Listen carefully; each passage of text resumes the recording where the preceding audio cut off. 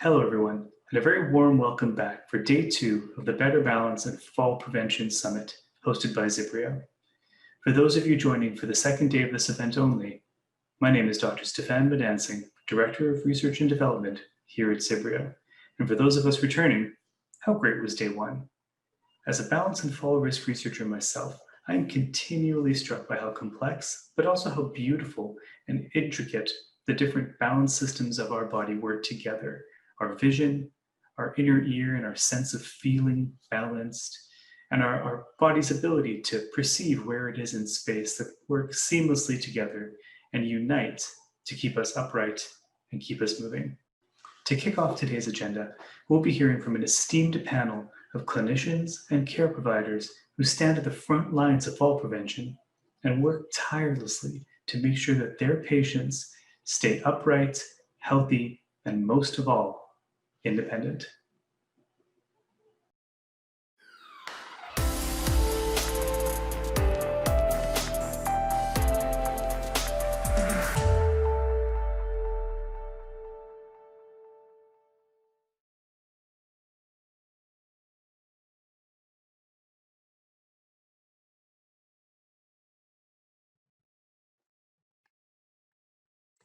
Hello, everybody. Well, we have the panelists popping in at the moment. I hope you enjoyed some of those highlights from yesterday. It was a great day and lots of really great content and secrets that were revealed. So we are going to kick off today with our first panel. So the problem of falling down is dramatically increasing, with medical costs projected to double to $100 billion every single year, and that's due to happen in the next decade. So it's currently at 50 billion every year, and it's due to double. So the title of our panel today is Falling. It's the F word that's costing billions. What is missing in value-based care? So little bit of swearing going on there because we wanted to catch your attention to the fact that this is a really, really big problem. We have some amazing panelists with you here today to talk through the latest insights and secrets with value-based care and what can we even do. So for all of you that are watching live, we'd love to hear your questions to the panel. So be sure to write them in the Q&A and we'll see if we can fit those in. So with that, we will kick off and let's welcome some of these panelists. So we have Dr. John Holcomb. John is a highly regarded trauma surgeon and is currently a professor of surgery at UAB. John served for 23 years in the US Army, where he led the only surgical research laboratory in the Department of Defense. John was awarded the Honorary Medal for Combat Surgical Care, and he's the author of more than 600 peer-reviewed publications. We also have on our panel, we have Sharon Kim from Blue Cross Blue Shield of Michigan. Sharon received her bachelor's degree from the University of Michigan, Ann Arbor, and a master's degree in public administration from Oakland University. Sharon is a healthcare manager at Blue Cross Blue Shield of Michigan, and her team supports health information exchange, telehealth and palliative care initiatives under the Physicians Group Incentive Program, also with lots of acronyms for that too. So we are thrilled to have Sharon here today. She's also a proud member, a board member of the Michigan chapter of HIMSS too. Also joining us is Dr. Saeed Salomon. Saeed earned his medical degree and moved on to a residency in internal medicine at Woolhull NYU Medical Center. And he also then followed on with a fellowship in hospice and palliative care. And he's the National Medical Director of Acute and Post-Acute Care at ChenMed. There is a very nice phrase here that I'd like to say about Dr. Solomon, which is that he is working to bring medicine back to the home where his patients feel safe and comfortable. And he wants his patients to know, in me, they will find an advocate who will uphold their views and values, but at the same time provide the best care possible. I had to include that because I thought that was really, really lovely. So we'll start with you, John. As a trauma surgeon, you're actually you're seeing the front line of people who are in fact falling down, breaking hips. So how bad is this problem of falling down? Yeah, Katie, one, thank you for the opportunity to participate in the panel today, and I look forward to hearing and learning from the other panelists. You know, I'm in scrubs today because I'm in the hospital. I rounded in on the floor in the ICU. I went down to the emergency department. I've taken care of 4 patients today who have fallen and are in the hospital. So this is real world, right? This is not theoretical. This is what I did today, yesterday, the day before, and I'll do tomorrow. Falling in the trauma world, which is, I guess, the reason I'm the in-hospital representative on the panel here, is such a huge deal. When I have lots of gray hair, more than the other panelists. When I started taking care of trauma patients in 1985, I don't remember people falling. It was not really, certainly people did, but it wasn't recognized as a segment of the trauma population to focus on and try to work on and understand. Gunshot wounds, motor vehicle crashes, that sort of thing really predominant. Over the last 30 years, that segment of falling patients has exploded to the point where it is the #1 cause of admissions to trauma centers in every Western country in the world, right? It's unbelievable. It's just unbelievable. 40%. 40% is kind of the average number, goes up and down depending on where you are and where your hospital is located. But across the country, 40% of patients at major trauma centers are in there because they've fallen. I can't emphasize what a disaster, public health disaster. It's an epidemic. I mean, by any stretch of any public health description, this is an absolute disaster. We have focused on how to treat those patients, but honestly, what I want to hear about from everybody else is how to prevent them from falling, right? That's really the key, because we're not, once you're in the hospital, this is very much a reactionary kind of process. Sorry. Yeah, no, I mean, it really brings home, doesn't it, to see you there sitting in your scrubs. That's reality right there. Well, Sai, you're a part of ChenMed, and that's a unique value-based care model. And we'll get into that a little bit more later, but is fall prevention a priority for you? Absolutely, and I feel humbled to be a part of this panel. John, thank you for being there. Kim, Dr. Kim, really looking forward to hearing you speak. To us, to me, particularly, all falls are preventable. Our model allows us to see our patients frequently, building their trust, but also seeing them progress through their diseases. And part of that is debility and frailty as our patients age. We walk with them through that process, and our frequent touch model allows us to be able to get in front of that fall and prevent it. So we have lots of different ways of looking at it, but every fall for us is an opportunity to go back and see, what did we miss here with this patient? Was it a structural issue in their home? Was it a medication that caused a side effect?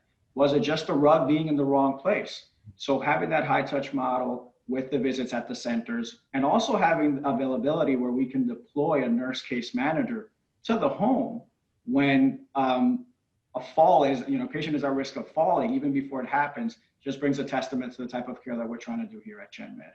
So I'm looking forward to providing you all a little bit more of what we do. And thank you for having me. Yeah, absolutely. Well, so I think one of the things that's happened, certainly in the last 10 months, we can't avoid the big elephant virus in the room with COVID. And COVID is, in fact, making the people more prone to having falls. It's data coming out of Australia is showing a 30% increase in the number of falls for people that are in resident care. And that's attributed to the deconditioning that's occurring from people just not getting themselves out and about quite so much. So Sharon, I think with these changes with COVID, there's been other changes too, because you've got a shift now towards telemedicine. Do you think this can help? Tell us about the trend that's going on in medicine. No, absolutely. First, I just want to echo the words of the other panelists, just saying thank you for giving me this opportunity to speak. today, and it's truly, an honor for me as well. When you look at the shift that has gone on with telemedicine due to COVID, I can put it to a single word. It's been dramatic. In Michigan alone, so the lockdown in Michigan started in March.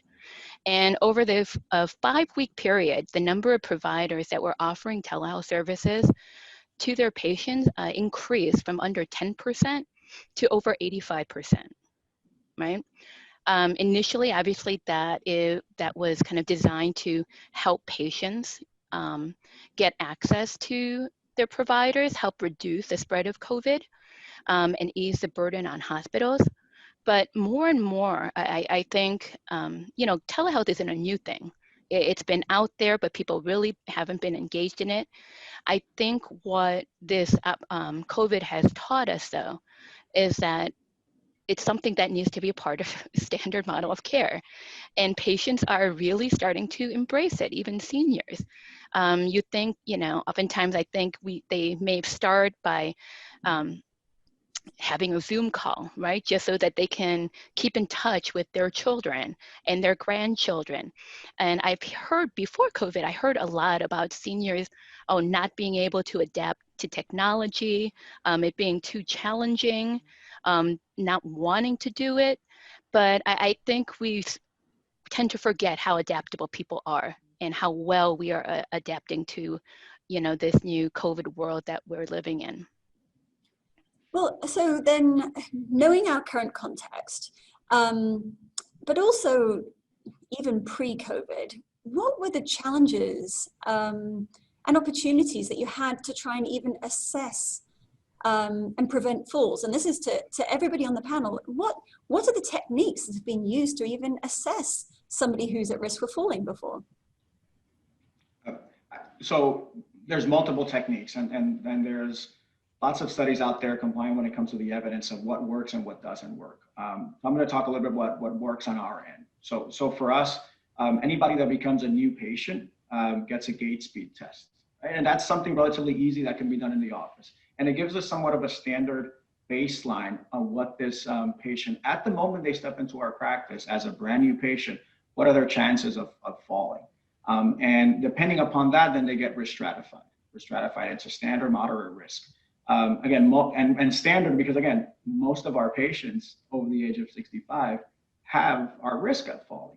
And so we do that, but as we see them, we use tug and go as part of that, because that can be done in any setting, mostly in the home setting as well. And depending on how long does it take for them to get from up and then from point A to point B, then we sit down with them and do what we call, what I like to call like home improvement project. So, going around their home, seeing where they've fallen before, because we have seen that when you fall once, that place, you're likely going to fall again in that same place in your home.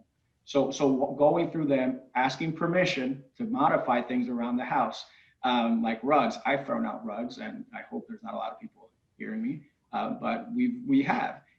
But I think is the type of model of care that we have available to us as providers allows us to be able to go into the homes, spend the times that we have to spend without necessarily rushing from one patient to the other. Mind, when we're in the home, it's an hour. That's minimal. 1 hour in the home, helping this patient fall, looking for resources, calling the cities where they live to see if we can get them resources and to modify a sidewalk. We're calling the payers, the plans, to see if we can, how soon can we get a handle in the bathroom because they've fallen there before. And we don't move on from that patient until that gets solved. And that's besides the clinical approach, right? Going through their medication list, making sure that a medication is not going to cause a fall as well. So I think it takes a village, as we say, and our patients do have a robust village that surrounds them to make sure that they don't fall. Yeah, and so at ChenMed, you have what you term as this high touch model, where you do in fact go into the homes, and the title of this panel is what's missing in value-based care, because even though people have been trying to prevent falls to this point, we've got these astronomical numbers, they're getting worse. So clearly something is missing. But at ChenMed, it seems like high touch is your solution. That is the piece that you believe is missing in other models that you are really trying to push into. Don't want to put words into your mouth, but that's what it seems like. High touch is part of it, but I think also as well the PCP patient relationship is key.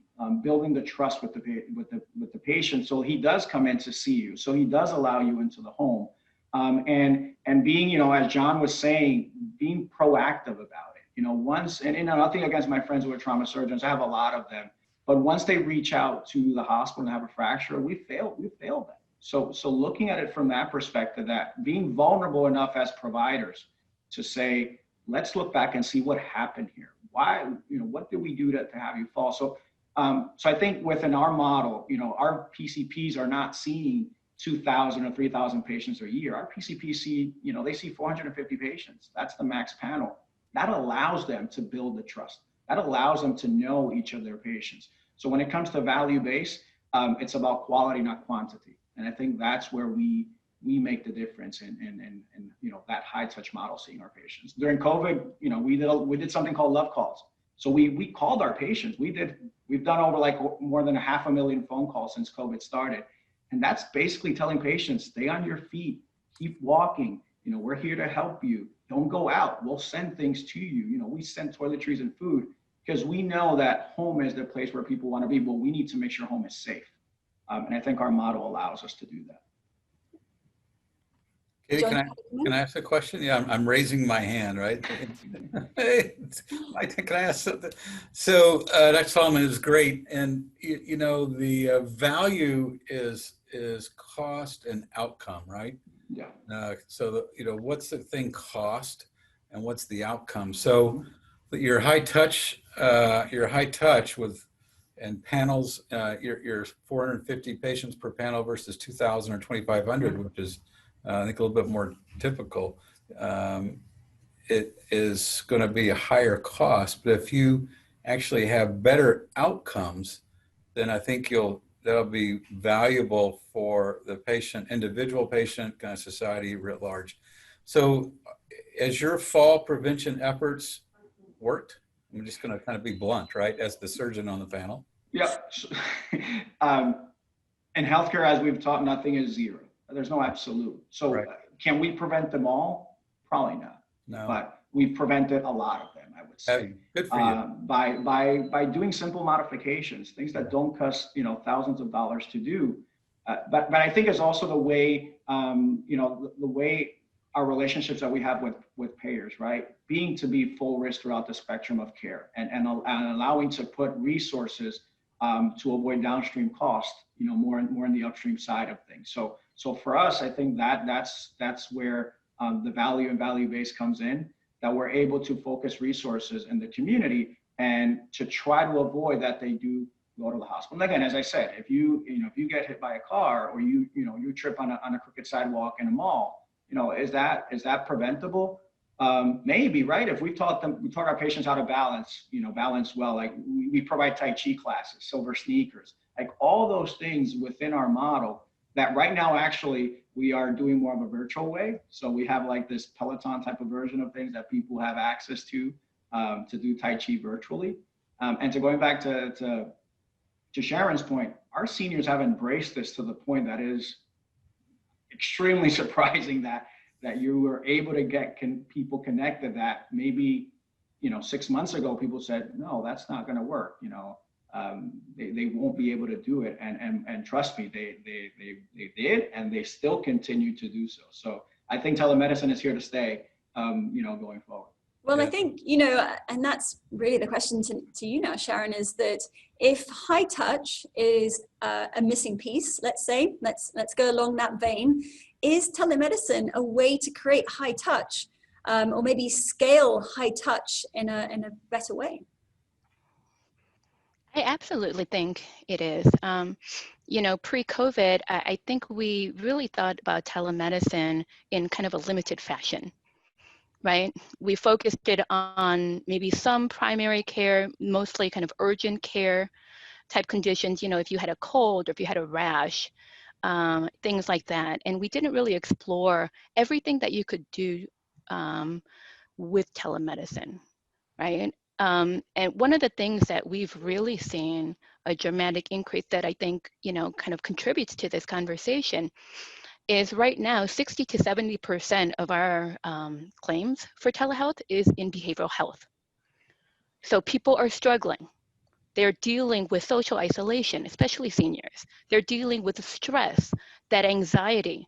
Having them know that there's someone there for them, even if it's just a phone call or a virtual call away, is absolutely critical. They have to know that that support and that foundation is there for them. So to Dr. Salmon's point, I don't think this is going away. I don't know what that sweet spot is, because obviously, from the kind of that peak of COVID, it has come down a bit, right, in terms of services that are accessed through telemedicine. But moving forward, I still think maybe 20, 25% is my estimation. I read a lot of different opinions about that in terms of what could really be kind of delivered on an ongoing basis virtually. Right, and so now you have a somewhat unique story yourself, Sharon, and so your perspective is perhaps a little bit different, because it's not just looking at the, as a payer, as a provider, looking down towards the patients. You yourself has been a patient, and so could you tell us a little bit about your story and how that helps you to help others? Sure. So I'm a latecomer to healthcare. My healthcare journey started as a patient. When I was younger and naive, really naive, I thought everything was great. Someone at work gave me that little insurance card, right? I could go, get care when I wanted to. So I thought our healthcare system was wonderful. And then I got cancer, and I actually had to go through the healthcare system and deal with, just everything around being seriously ill. And when I think about, I do a lot of thinking about what the type of services and things that I could have had if I had access to telemedicine, right? Or if I had access to other things. We talk a lot about having the patient at the center. I don't think we necessarily do a great job of that. We're well-intentioned, but more and more, when I think about value-based care, I think that's that huge missing link to that. I think that's something that we really need to be focusing on, is how do we connect with the patients in developing these models. John, it looks like you're about to say something then. Well, I just, Katie, you and I have talked about this individually, but for the group, my mom is in the midst of this right now. And she has fallen my mom's 85. She's fallen in the past. She's happy for me to share these stories. She's been hospitalized, not for a fall, but incredibly disconnected care that is a pretty experienced surgeon. I had difficulties navigating the system as she went in and out of the hospital. And I've gone into her home and into her apartment and taken out rugs and and looked at the trip hazards that were in her apartment, and they're substantial once you start looking around. So I just would echo everything that you guys have said, and I apply these kind of lessons not only to all my patients I take care of in large numbers, but also to my mama. And it's a struggle. It's a struggle. And, and I think as a group, we're all saying the same thing, that as a group, we can do better, right? Not only for, our family members, but for everybody out there. Yeah, so Sharon, I mean, what do you think is the way to move forwards? And how do we get different parts to talk to each other a little bit more so that the patient truly is at the center? So, I mean, we talk about that a lot, right? And we're all trying to figure it out. I really think that, to my point earlier, that we do a lot of talking about it, but we haven't quite figured out how to be truly collaborative, and bring the patient into the conversation. We have, I'll give you kind of an example of how I think it could work and should work. So at Blue Cross, we have kind of a collection of programs called the Collaborative Quality Initiative, right? And it's basically, it's about 20 programs that are addressing many of the kind of common and costly areas of surgical and medical care. One of these programs in particular, the Michigan Oncology Quality Consortium, or MOXIE, is doing something that really amazes me. So they are, consortium of oncologists, oncologists across the state that are kind of working together to improve the quality of care. They have within their group a program called POXI, which is a Patient and Caregiver Oncology Quality Council. And I actually, just for full transparency, I actually serve on that council, but I serve as a cancer survivor. I don't serve as a representative of Blue Cross. And the members of POXI are there to support MOXIE in guiding the development of new projects and providing input and feedback on the things that they're developing. And each year when the group kind of is reviewing the measures that go into what is going to determine the value-based reimbursement for those providers in the consortium, members of POXI are part of that conversation. Not only are they part of the conversation, but they actually have veto power. They have the power to veto any proposed measure that they deem will not be of value to patients. And when I think about that, I mean, it seems like such a simple thing, but it's so amazing to me. How often do we actually engage patients in that way, where they're there working with us to determine what value-based programs and models need to look like, and having the discussion about what's truly valuable to them? That's something I think we could all really be doing better on. So really having you're that saying, discussion. so really Yeah. what you're saying is value-based care. Let's make sure that the value is value to the patient as well. Absolutely. And providing that, going on that same lines, is, I think, in healthcare where we don't do the best thing is that we see patients as their conditions first, right? We see Miss X, the patient who has cancer, right? But you don't see Miss X as the person who has a grandson that she takes care of because her daughter works. And how can we arrange care around that? So meeting the patient where they are. And I truly believe that our model has allowed us to do that, focus on the patient with COVID, meeting them where they are, which was home, bringing the care to home. We established what we call H3, healthy, happy, and at home. And that was our model throughout these times with COVID. But I think as healthcare as a whole, we need to get away from the conditions and more to the person who's in that bed, who's in that chair.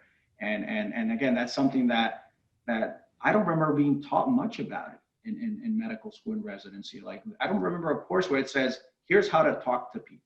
No, but there were a lot of courses on here's how to treat them. So I think that to me that's missing. And I think value-based care allows you to get back to the roots on why we all went to medical school in the first place, which was to guide our patients through healthcare. And all wonderful things are brought from a story. So Sharon, thank you for being vulnerable enough for sharing your story.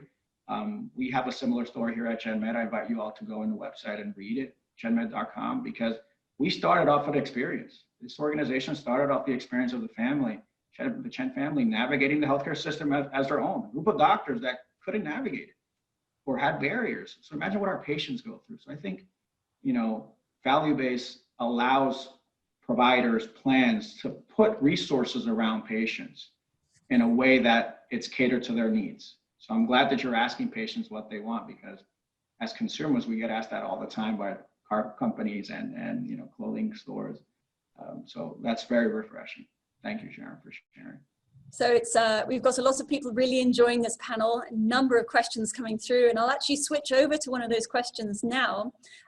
This is to all of you and whoever would like to answer it.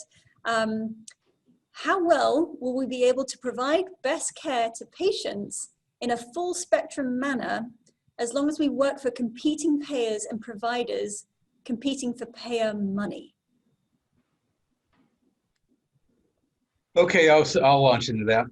We're a week before the election. So I spent 23 years in the Army, largest socialized system in the US. And I've spent now 12 years as a civilian, participating, running a division in an academic center. I didn't know anything about insurance and payers when I got out of the Army, nothing. I used to throw those letters away. Now I don't, right? And I would say having multiple payers is the most colossal waste of time and money of any part of civilian healthcare that I've ever seen in my entire life. And it was, you know, honestly, I would vote for a single payer system, which is what I grew up in. My dad was in the Army, I was in the Army. So really spent 40 years in the military as a dependent and as a physician. That's the best way to go. Talk about value. Oh my God. So that's my answer. Would anybody else like to make a comment on that? I'll let So Sharon I from the payer. obviously, oh, I'm sorry, go ahead. No, I'll let you from the payer. Sharon, sorry. I know, as the No. payer, the target on your head. Oh no, believe me, I understand, right? Because I see two perspectives, right? I was a patient, right? Before and I worked with providers and provider organization before I ever came, you know, to the Blue Cross side, right? And a lot of my provider friends still tease me that I crossed over to the dark side, right? So a lot of that, I think a lot of the criticism is absolutely fair. I do think that it goes back to my message before. A lot of the issues I think we can really help with if we take a more collaborative approach. And you know, so I'm from Michigan, so, and that's my experience, is that right now the payers in Michigan are starting to come together and realize that everything that we've done to try to help patients and even to help providers has been very burdensome, right? So we're coming together to have discussions about how do we come together? How do we align incentive programs? How do we develop programs on a statewide level that supports everyone? Because our patient, right, our Blue Cross member can be a priority member next week, right? Or vice versa. So we have to really think very hard about how we're going to begin designing things and begin designing value-based programs that look at an entire population, truly talks about population health, not just population health with a single payer, but population health as a whole for everyone. I think really this conversation is showing people, we've got a number of different attendees that we've got the full spectrum from individuals, older adults themselves, all the way up to executives in population health. And so, I mean, I think what this is really showing is how complicated it is for even just one condition. We want to improve people's balance, we want to reduce their risk for falling, but yet there's so many layers that we've got to work through to look after a population so that ultimately we can look after that individual. So we're talking about the things that are missing in value-based care, things that can be done to try and help us in the future. So we've got personalization. That was a key piece that really came out. Well, I suppose it came through in high touch. So what about personalizing things?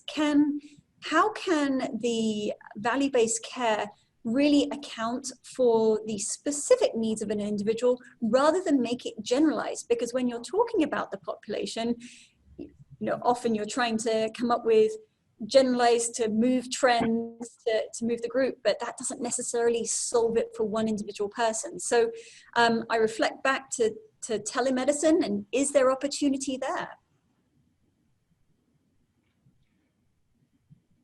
So I can take, I think, you know, we use, so going to before the telemedicine piece, we use data for a lot of things, right?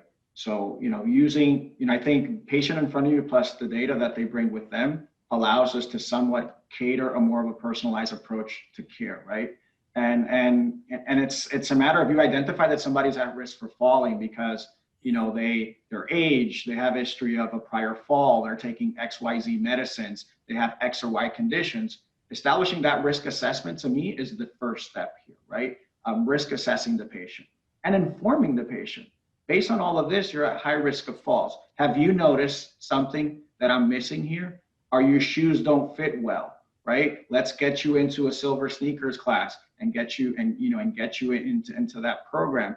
Do you feel that you've lost balance? Let's get you into a Tai Chi class. So taking data and then catering that to the person that's in front of you. With telemedicine, I think there's a unique opportunity to do that. And we've mentioned, you know, our virtual programs on Tai Chi and, you know, fall preventions, exercise, that practices need to be able to provide things to patients so then you avoid that fall and that hospitalization. So I think value-based allows a practice to, instead of looking at volume, how many patients we've seen today, how many patients have we've actually kept healthy today? How many healthy days have we added? Instead of counting sick days, because if you look at a fee-for-service model, for example, is more focused on a reactive approach, and let's be reactive to all of these things relatively at the same time, but bringing relatively no value to it. You know, going back to the outcomes piece, right? You know, how do you measure value? Outcomes, right? You know, if you put X amount of dollars into caring for a patient, the overall thought is that those healthcare dollars are going to be destined to take care of that patient, right? And to avoid and to make sure that they're healthy, not to pay for their care once they're in the hospital, right? There's no value there. Like, so I think, you know, it's important to put our money where our mouth is and put more resources in the outpatient setting. And again, I navigate in the hospital. So again, nothing against the hospital systems. Hospitals are great places. But I think resources more in the primary care setting is what's needed to be able to build a value-based coalition. I just would reiterate what you just said. So if the patients come to me, you know, and all honestly, as a society, we have not, I mean, failure is not a bad word, but maybe a little too strong, right? People do fall. They fall off ladders, they fall off roofs, they fall out of trees when they're working. There's all sorts of different kind of falls. They fall when they're climbing mountains, right? Very healthy people climbing mountains fall. There are a lot of reasons to fall, but there's a lot of people that have issues with balance and frailty that fall. That's a really, really big group. And if they come in to see me in the hospital, then I think we've missed our opportunity to prevent the fall. And I would just emphasize that as a trauma surgeon who takes care of people, you know, that already have fallen and have major, major problems. And I'll go back to my mom. My mom, you know, is at risk of being that 85-year-old lady who's going to fall and break a hip. And I don't want that to happen. So, man, I am personally invested in being all over preventing her from falling. And then, you know, the folks that she lives with now and her friends as well. So I spent a fair amount of time talking about that. I couldn't agree with you more, Say, about those issues. Yeah, and so with when we provide programs to patients, there's the providing it, and then there's also having them engage in it. Falling down, it's interesting. There's an interesting report that's come out of the United Kingdom that says that people don't actually want to associate themselves with being a fall risk. And so we know that patients actually aren't very truthful with their doctors about if they even have fallen. And also we need to get through that denial for them to want to engage with any program that's going to help prevent the fall. So there's a lot of psychology wrapped up in the fall prevention. What is, in terms of actually getting patients to engage in programs, healthy behaviors, is there something missing there? Is there something that can be helped? I'm going to go back to high touch. It's this example of if I meet you all today, right, first day, I might be open to sharing some things with you, right? And if I see you again in a year, maybe. But if I see you every month I see you, and we build that relationship through time, I am going to be more open of showing X to you all, right?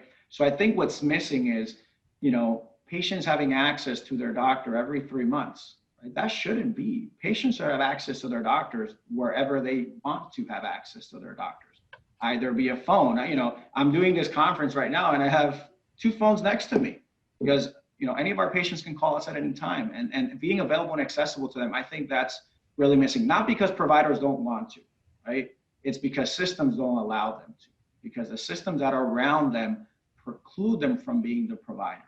And more so the billing piece, the documentation piece. So I think that's what's missing. We need to facilitate environments of physicians where they can be physicians, when they're not in a phone with a pre-authorization, when they're not on a phone, speaking with a pharmacist to get a prescription filled, when they're not on the phone trying to get records from a specialist. I think that, and we've done a great job doing that here at ChenMed. So I think that is the missing piece. Doctors need to be doctors, not the full gamut of what an office can do. We just had a comment come through that just says, denial is huge in capitals. My 88-year-old uncle, who is a renowned astrophysicist, doesn't want to see any quantitative estimate of his fall risk. So always like to hear that reality.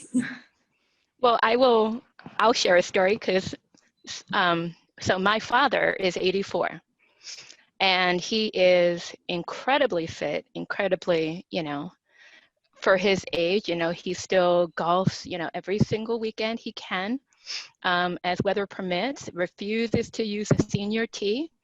One time he nearly gave me a heart attack because I caught him on the railing to the roof of his house, cleaning the gutters. So denial, I completely understand and appreciate the denial part. I want to go back to something that Dr. Sutton said, though, in terms of kind of that personalized touch and those additional touch points for the patient, because I think we've only focused on a single kind of point of telehealth, right? That having like the virtual visit, but it encompasses a lot more. I think we have the ability with telehealth to be more proactive. When people generally think of, technology, I think they think of it as something like kind of cold and sterile, not easy to use. But the technology and platforms that are coming out today are incredibly consumer friendly. And you're talking about remote patient monitoring, right? Mm-hmm. When you talk about touch points with a doctor, that doesn't necessarily mean we have to be face-to-face all the time, right? You can have remote patient monitoring devices. You can have programs that, on your phone that provide alerts, prompts, right, to do surveys, that ask you questions about how you're feeling today. Or there's all sorts of opportunities there to have more touch points with that patient that aren't necessarily driven by that face-to-face interaction. Absolutely. I mean, there's so many different devices out there that are really helping. I mean, it's even more of a casual remote patient monitoring. They're in control of it. And so as we move forward with innovation, I mean, what do we think the future is going to look like for patient engagement? So I think we're probably going to get to the point, and we're probably going to be there soon to the smart home process, smart home of falls, right? So installing, sensors around your home that when there's a certain pressure point, instead of pressing the button that's on your neck, like, life alert, that sends an alert to a loved one. So that one lump could come in to, be deployed to see you at home, right? We see a lot of patients that are falling and 4 days later they're found, right? If there's that technology in their home that can be standard, pressure point and throughout the house, and that person doesn't get up in a certain amount of time, we're deploying help out to see what's going on. So to me, that has to be part of the future, and it has to be standard. It should be part of your benefits. Sorry, Kim, that these things that payers provide this, right? So I think that, you know, the smart home type of environment, homes being built so people can age in place. You know, you go into townhouses, right, that you can barely fit a walker in. So you know, you can't get in and out. So I think there's a lot of work to be done around making sure that nursing homes and long-term care facilities are not the option for folks to age in place. I think homes need to be that place, and systems need to provide that with technology and structural changes as well. So Katie, John, can I go back to the denial thing for a second? yeah, sure. Because it's such a huge problem. It's not, this is not isolated to falls, right? There's denial of chest pain. There's denial of amount that people smoke and people drink, right? This is, I mean, well known, well described. I do think that education of the general population is such an important thing. And we've all kind of talked around this education a little bit. Education about weight, education about glucose, education about smoking, right? People now understand that these things aren't good for you and that we need to modify them. There are ways to modify them. They're not easy. It's not easy to do, but it's important, and it improves outcome of general population and also individual patients. And I think the same thing needs to be done with balance. Most people don't know that you can measure balance. Most people don't know that you can improve balance. And this all goes, and that there's multiple factors, just like with obesity and heart disease and et cetera. I think it's a very similar concept. So denial is common across most chronic diseases. Not telling the truth to your doctor when you come in, whether they come to your house or your office or by telemedicine or in person, is extraordinarily common. And then it becomes developing that relationship with the patient to get where you can be honest with each other, right? And that honesty needs to go back and forth. And then once you reach that point, then you can kind of work and make interventions that are appropriate for that individual patient. The 85-year-old guy, you know, is going to be different than the 61-year-old guy, right? Or the 31-year-old male or female. They're going to have different opportunities to intervene, but both have different fall risk. Speaking of cleaning the gutter, right? My wife took away my ladders about 10 years ago because I was cleaning the gutters. I was up on the roof and she goes, "What are you doing?" I said, "I'm cleaning the gutters like I've been doing for the last 30 years. We banished ladders from the house now. No more ladders. I can't get on the roof." So my wife decreased my fall risk by banishing the ladder. Well, so yeah, this is the thing with falling down is there's the physical state, and there's also your opportunity to fall. So what's that? Physical and mental. They can sometimes disconnected. That's right. Yeah. So the body state, and then you've got the opportunity to fall as well. And that opportunity to fall, your wife, John, she removed some of your opportunity to fall. And when, Sai, when you remove the rugs and you're working with the city to smooth out the pavement, these measures are reducing the opportunity to fall. But I think we do have to also remember that in the world of preventive health, there is trying to prevent in the short term. So taking away that opportunity in the short term. So that's one action, John, that your wife took. But is that making your body more capable, more able to balance? And should you experience a perturbation of some kind, would you actually topple over even so? And so when we talk about preventive health, it's a challenge because you're talking about something in advance in the future. If you want to reduce and prevent something in the very, very short term, I think there's a lot more buy-in for that. But when you start to pull back 10 years, 20 years, 30 years, it can be a little bit harder on the education piece and harder to get people to act, which is why I was really asking about the patient engagement. How far out would you think, what's ideal to try and prevent falls, and how far out do you think is feasible to actually try and engage patients in this preventive activity to try and avoid the fall when it does in fact come? I think the engagement needs to happen from the moment that patient provider relationship starts, right? So I think taking their conditions, and we have a lot of evidence behind what conditions causes fall. So in that moment is saying, you know, considering what I'm seeing, considering how you're walking in, you know, have you fallen in the past? Yes. This is what your risk is, right? Of probably falling. So we're starting off of that point, but also you have to have follow-up through that. So it has to be consistent.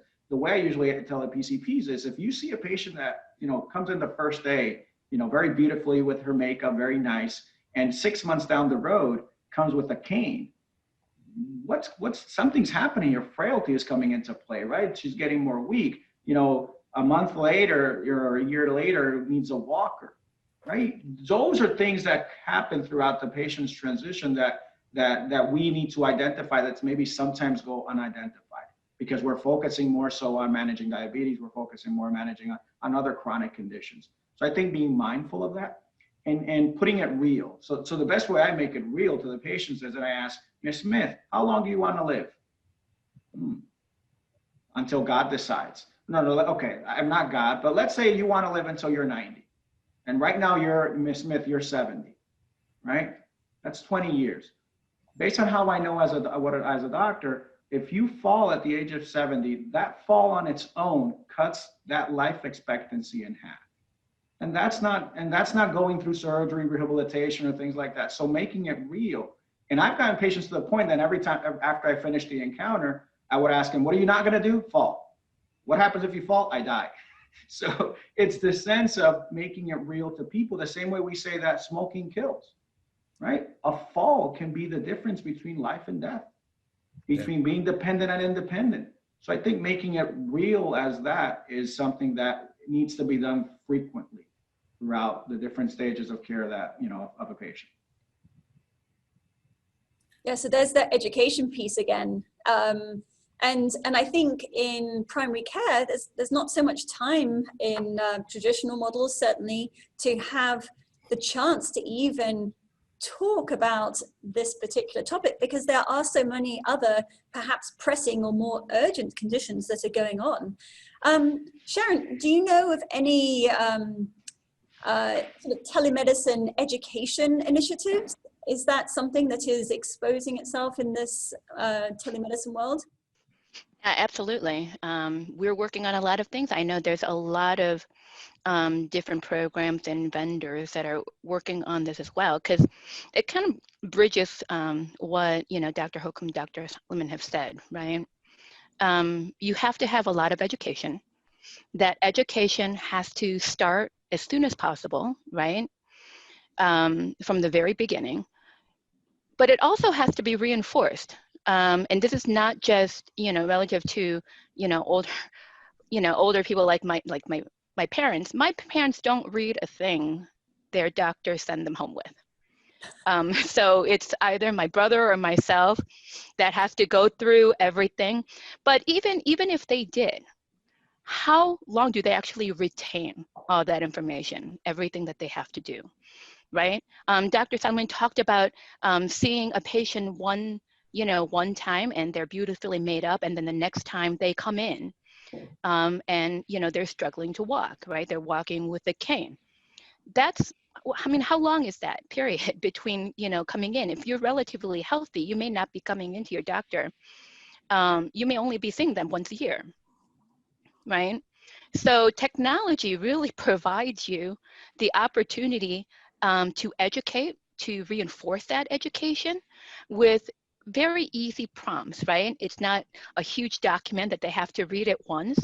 You can do it, you know, in bursts, in text, in nudges, in questionnaires. So there's a lot more opportunity for those touch points, a lot more opportunity to, you know, expand patient literacy.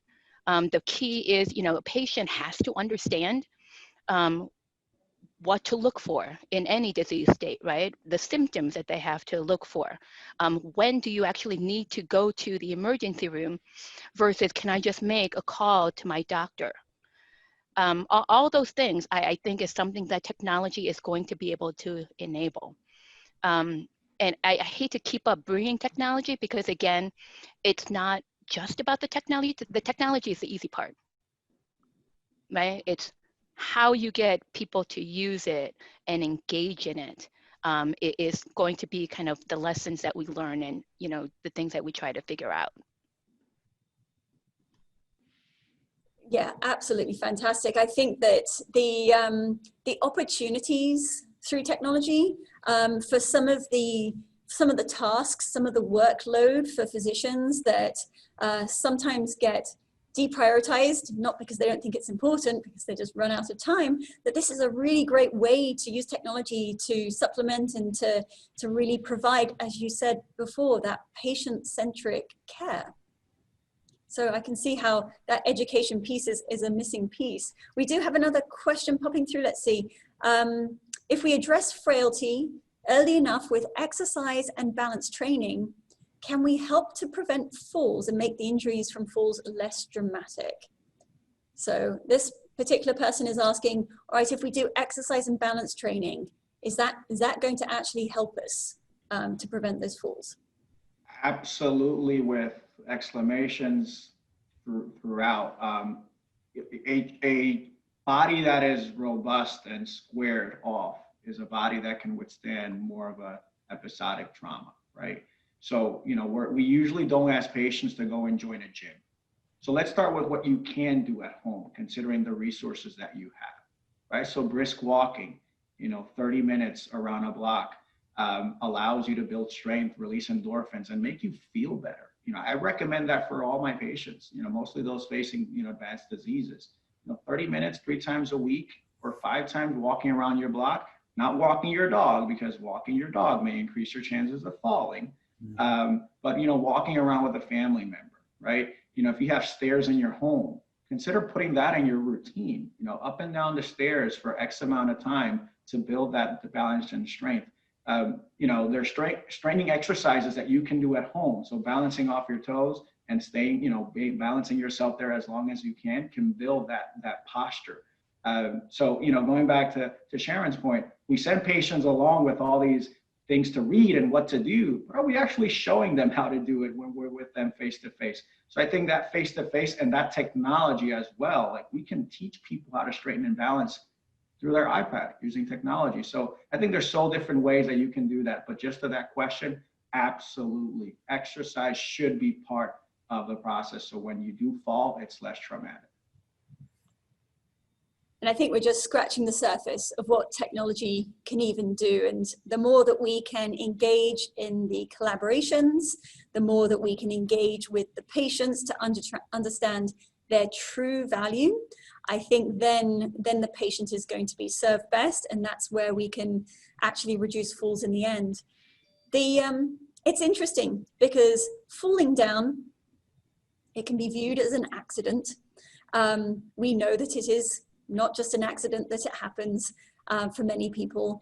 And so given that moment in time happens in a second, a millisecond, and to try and prevent that moment takes so much collaboration, so much education, so much physical training, really, mental awareness as well.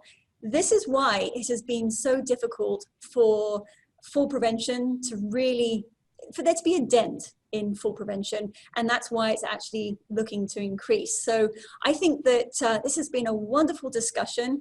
Thank you so much to all of you for your contributions. I think bringing in these different voices from different sides of healthcare really allows us to explore where the missing parts truly are.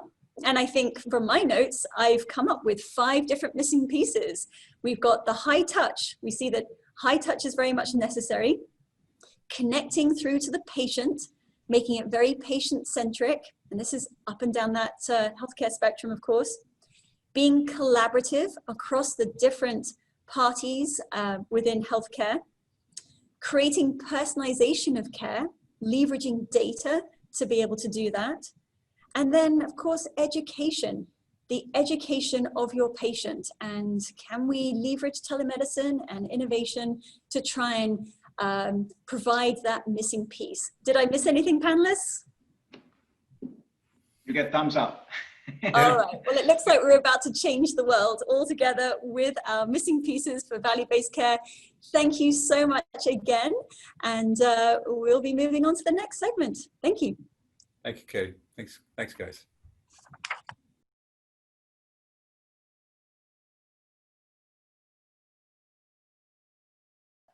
The ability of these fantastic care providers to break down complex ideas into simple and adoptable practices is something that tech nerds like myself will never quite be able to do. It really is amazing. One thing that stands out for me across the panels that we've seen over these 2 days is how important it is to maintain that variety in your mobility routine. It really seems that, if you don't use it, you really start to lose it. But coming up with new and inventive ways to keep yourself mobile and active can be pretty daunting. Luckily for us, we have our friendly, balanced flamingo, Flip-Flop, to give us some ideas. Let's go see what Flip-Flop's up to today. Flip-Flop's Health Minute. Cross-training. Oh, look, there's Flip-Flop. Hello, Flip-Flop. What sport are you competing in at the National Senior Games? Oh, basketball? But there's no basketball court here. What are you doing? Oh, you're cross-training to improve your balance. Well, there's so many things you can do for that, as long as it's different. Let's see you go.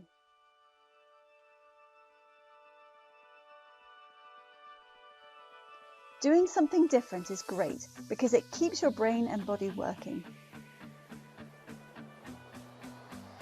And sometimes it's good to cross-train because it's fun. Lots of fun.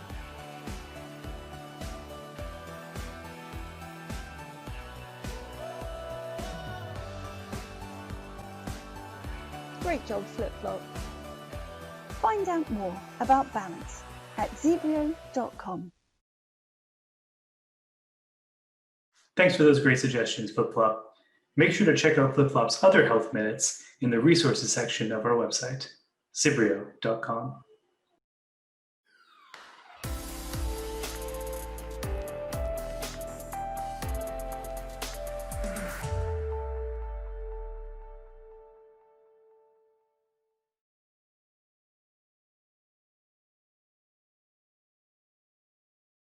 And now, I think it's time for the moment we've all been eagerly awaiting. I know I have been. Our team at ZIBRIO has been working tirelessly, not only to get our cutting-edge precision measurement technology and award-winning content ready for you all, but also working to reimagine what a product launch looks like, what a product launch feels like in these unprecedented times. For a company whose heart and history are so closely tied to the US space program, preparation for launch represents the culmination of blood, sweat, and tears of the many, and that couldn't possibly be more true for us as well. So with that, I think it's only appropriate that we check in with Mission Control and make sure that we're all ready and all systems go for launch. Over to you, Mission Control. Ignition sequence start. 6, 5, 4, 3, 2, 1, 0. All engine running. As we explore new frontiers, we push the boundaries for all humankind. We lead the way in engineering, in science, and in medicine and health. Up in space and back down on Earth. To solve real problems like falling down. It's the #1 reason for trauma death, and 1 in 4 older adults fall down every year. At NASA, we know gravity, and falling is a gravity problem. Falling can happen to any of us. Originally invented to help astronauts on the moon, ZIBRIO is revolutionizing fall prevention with exceptional engineering, bold design, and precision measurement that will predict if you will fall in the next year.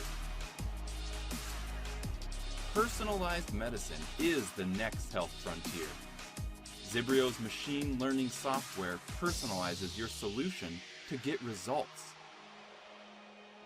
This is not a number on the chart. This is about saving lives. ZIBRIO is your guide to a longer, healthier life. Your best life. ZIBRIO. NASA technology to save the world from falling down.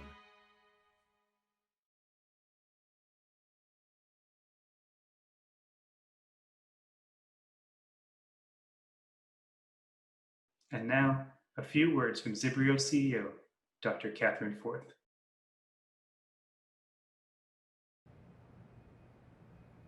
Thank you, Stefan, and welcome to the ZIBRIO Smart Scale product launch. Are we live from the Texas Medical Center Innovation Institute? We are. So we're here to save the world from falling down. Yes, that is ZIBRIO's mission, because life on Earth, it comes with gravity. And gravity is always trying to pull us down. And falling down is a really big problem, as you've been hearing. The statistics are horrible. Falling down is now the leading cause of trauma death and trauma injury at any age. 1 in 4 people over 65 fall down every year. How many people do you know that have fallen down? Sadly, my grandmother, she is one of those who has fallen. She was really fit and active lady, but when she fell, she broke her wrist and her hip.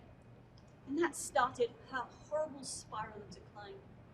My co-founder, Dr. Erez Lieberman-Aden, he had the same experience with his grandmother. But falling down is not a normal part of aging. While we were at NASA, Erez and I were there along with Dr. William Pawlowski, and we worked to understand and explain how the body controls itself when we balance. We were inventing for astronauts to measure them, whether they were on Earth, after spaceflight, or also to create technology to go in their moon boots when they're up in microgravity, up in space. But we quickly realized how powerful this technology was and how much we can help people here on Earth. People like our grandmothers. ZIBRIO is based on over 14 years of research, and I'd like to thank our collaborators in that research. NASA, MIT, Harvard, UT Health, Memorial Hermann, the University of Houston, Oak Bend Balance and Neuro PT, Bill Case PT, Retirement Communities Management, the Texas Medical Center, and West U Senior Center. We've tested thousands, and we're thrilled to be able to bring this technology, not just for a few astronauts, but for everybody. The ZIBRIO Smart Scale can measure your weight, it can measure your balance in just 60 seconds, and it can predict whether you'll fall down in the next 12 months. It can also give you a 30+ year risk trajectory, so you can know where you are now, where you're going. Balance is really complicated, and it uses many of your body's systems. So ZIBRIO software can track your scores so you can see how you progress, and it guides you through the 6 pillars of balance and gives you a personalized plan so you can improve. It's the same kind of process that we use to improve anything. You need to first measure it, and then you can do something about it. Just imagine your life without knowing your blood pressure, or your heart rate, or weight, or even your steps now. We measure things to give us early alerts to do something and prevent those nasty things from happening. When you measure it, when you measure something, it also tells you whether what you're doing is actually working. So imagine you're doing a weight loss program and you're not even measuring your weight. It's like you're flying blind. So, from the moon to people here on Earth, measuring your balance and your fall risk can be transformative.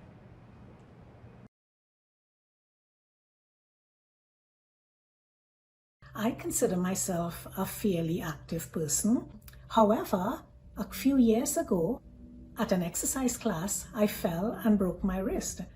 This was really horrifying because I couldn't explain what had happened. That I'm sometimes nervous about my balance makes me very cautious when I'm outside walking. There's this issue in the back of your mind is falling. It would hold me back from doing things I enjoy, such as working in the church nursery.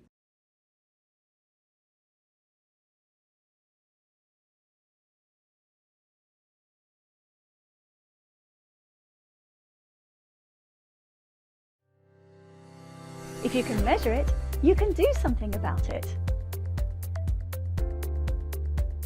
Originally invented for astronauts on the moon, our patented technology uses artificial intelligence to measure weight, balance, and fall risk. You just stand on the scale and get a score from 1 to 10. That predicts whether you'll fall down in the next 12 months. But how does measuring make a difference in people's real lives? This is Judy. When Judy first measured herself, she was at high risk for falling. And she fell, as we would have predicted. Judy was prescribed physical therapy and her score went up. She also carried on with exercise and balance training. But in the holidays, the exercise classes were cancelled for a month. Judy's score dropped. And when she started exercising again, it went back up again. Judy kept this up all year. And then the following year, in the holidays again, when the classes were cancelled, her score dropped. But this time, all it took was one score and Judy knew what to do. So why track fall risk? It's so you can be in control, so you can do the things that you want to do. There's a lot to learn from Judy's story. Balance can change quickly when you change your exercise habits, for good and for bad. But it's not just as easy as doing exercise or not doing exercise. Here's Elizabeth's story. Now Elizabeth also scored low and at high risk for falling. When Elizabeth did exercise, her score went up, just as we would expect. But then Elizabeth had a health problem, and even though she was still doing exercise, her score dropped. She needed surgery. But after the surgery, the recovery was really hard. Elizabeth had big swings. One day up, one day down. Elizabeth noticed that when she rested more, it helped. So she started to rest more. So for Elizabeth, she was able to take control of her life, to see what's helping and hurting her balance, and take action before it's too late.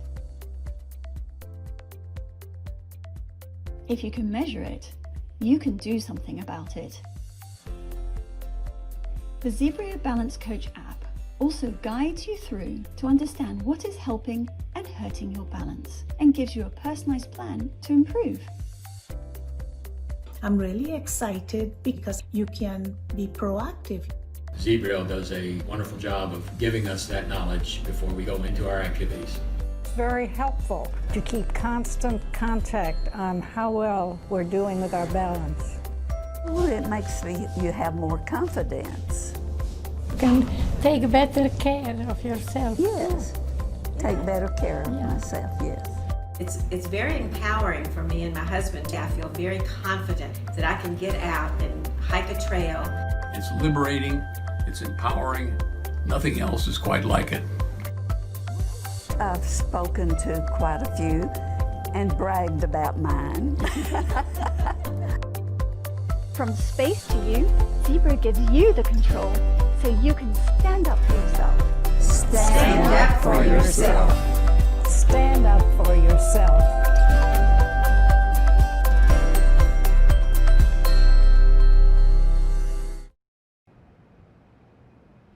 Yes, stand up for yourself. When you measure your balance and fall risk, you can be in control.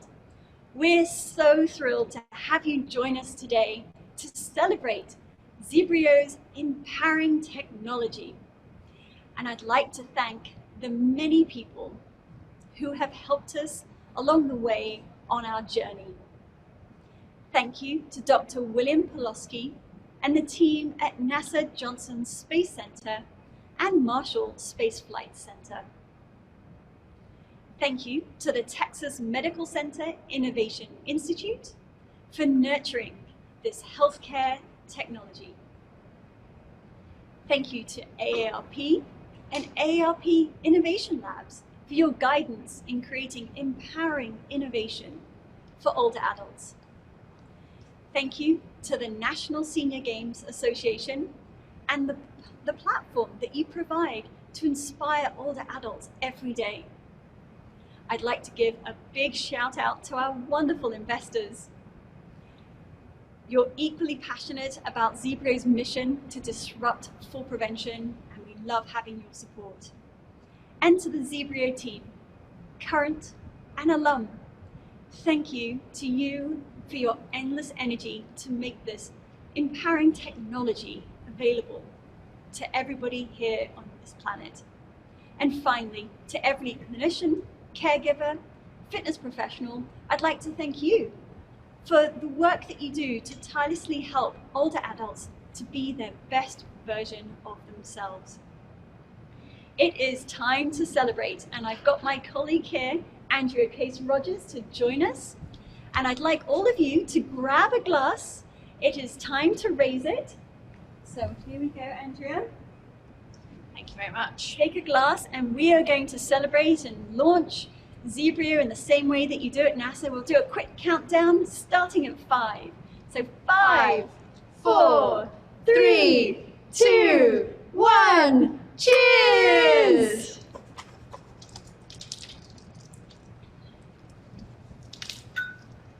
All right, well, that's just kicking everything off for us now. So, Andrea, I mean, should we get a scale out? I think we could. We've got the boxes. You can see, you can preview. It's like Christmas. So exciting. So here it is, the ZIBRIO box. And it's very simple to open. Just slide open the tabs. There it is. So you've got some text written inside the box here. Trying to keep it simple. We know the little pieces of paper in the box sometimes get lost in all the fun of unpacking, so we thought we'd print it straight on the box, it can't get lost, and that guides you either to the simple startup, just stand on and start using it, and there is a link there to the website where there is much more detailed information about setting up your app if you want to use it that way, how to change the scale from reading pounds to kilograms, and so on. Right, and so this is the box that you would receive when you order your ZIBRIO scale. You can order it online at ZIBRIO.com, that's ZIBRIO.com. You order it, this will arrive either at your house or at your clinic, whichever context you want to use it in. And also for remote patient, monitored patients. If you're a provider and you want to provide remote patient monitoring at home, these boxes will be drop shipped to those patients' homes, and they can open it up and learn from the tutorials how to even use it. And that's a good point, Katie, because we know that with packaging and design, we want to make it simple for everybody. There's nothing fiddly about opening this box. Can you help me just tilt it up so the camera can see? It's super simple. You pull it out, you put it on the ground, and off you go. It really is as easy as that. Excellent. Well, I think let's get one out and we'll start trying it. We'll do a quick demo just so you can see how quick and easy it is. I think that's the thing that we're most proud of, is how simple it is to use. That's right. So this is an example of the clinical scale. It plugs in, so for heavier use, all you do is plug it in, and then you ask your patient to stand on it. It's a natural stance. It's quite nice and wide, so we don't have to stand with our feet too close together. The scale will show your weight, and then it goes into a countdown to start the balance test. Now we want our patient to be standing naturally, relaxed stance with the arms by the side. We wanted to keep her head nice and straight and facing forward. We don't want to distract her by talking to her or chit-chatting, because if you talk, that's actually causing a perturbation, and we don't want that.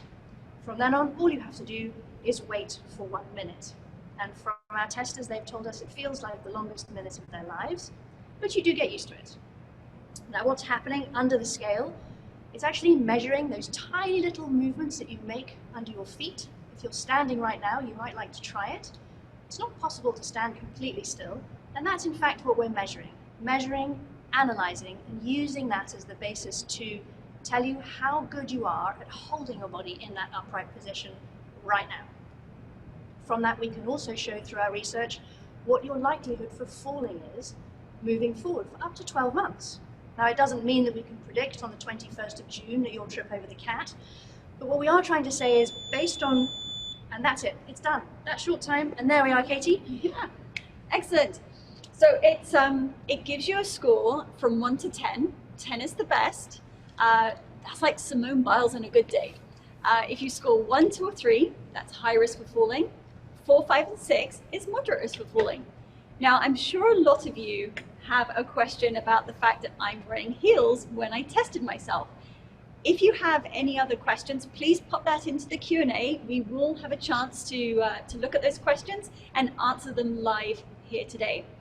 So back to this. Christy, sorry, Katie, I have a question already from Bill. Okay. Who says, does the scale provide more than just a number? Does it also provide information on directional balance deficiencies, so anterior, posterior, transverse, rotational, or vestibular? Right, so now you're getting into the way that the body is swaying and how much amplitude and different degrees. We don't actually provide that information to users at this point. We use artificial intelligence on that total sway pattern to identify when the body is in control and when it's having moments of micro failure. You don't actually feel that, but we can measure it. And that's the piece that really makes it predictive. So while we're not trying to see how much weight do you have on one foot versus the other, we are getting this global look at how well the body is controlling itself.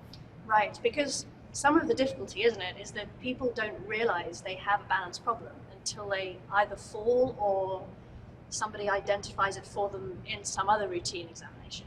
Exactly. How would you know? Currently, it's very difficult to have any kind of prediction. So we get really far in front of it, a good year in front. We can identify if your body is exhibiting this weakness in the postural control system, also known as the balance control system.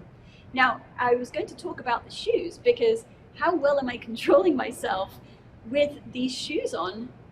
Should I be barefoot? The answer to that is that this scale is testing you in whatever state you're in. So I stood on that scale wearing heels with this blazer on, and that is the state that I am now trying to control myself. So is that ideal? No, that's not really the way we'd want it to be used. We really want it to be used either barefoot or wearing just low profile shoes. However, if you had a client or a patient or yourself, you want to go to a wedding and you haven't worn high heels in a while, and you want to know, well, how well am I balancing in my heels? That is what it's measuring. So you could have yourself maybe wearing a backpack. What other kind of context might somebody have? Well, we even had someone who was a cameraman and carrying very heavy equipment around all day who regarded that as his form of weight training and wants to know, how is my balance when I'm wearing it and when I'm not? And that's a really valuable piece of information for as you're going around your daily work. Yeah, so it's a tool that you can use to learn more about yourself.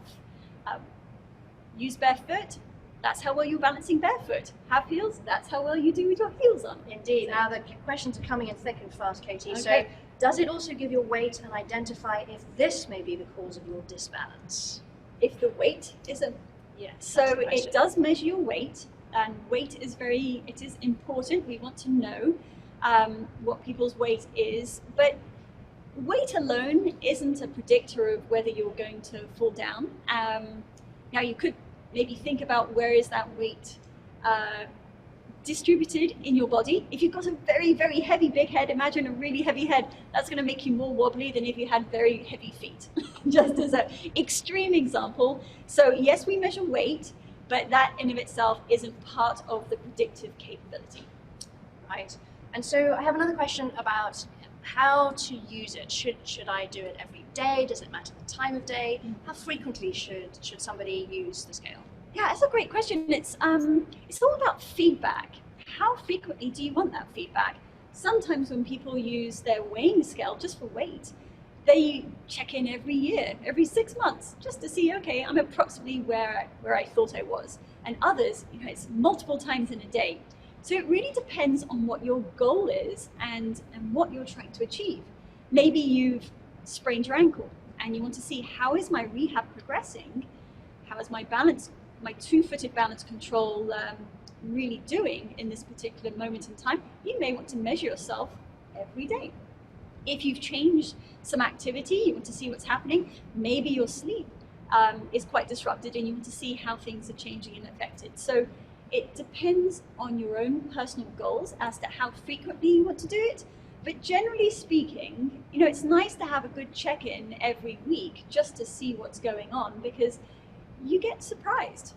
We've been surprised as we measure ourselves that suddenly there's a bit of a dip, and sure enough, we come down with a cold the next day. Right, and even because balance responds so quickly to what you do, if you keep doing the same thing day in, day out, month in, month out, you may not expect to see much of a change, but when life gets busy and maybe you've not gone to the gym for 2 weeks, your body is going to start responding to that, and you're going to start seeing that in your balance score.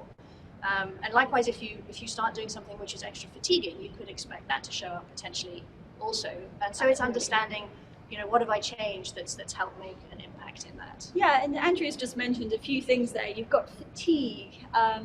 Fatigue does make a difference to your balance. We've actually seen a 10 to 30% drop in one's balance capability after a spin class. So immediately after the spin class, so that jelly leg feeling, that's a real thing. It's a real thing, we can measure it. So you can measure it. So again, this is a tool that you can now see, like, how is my body responding to different things?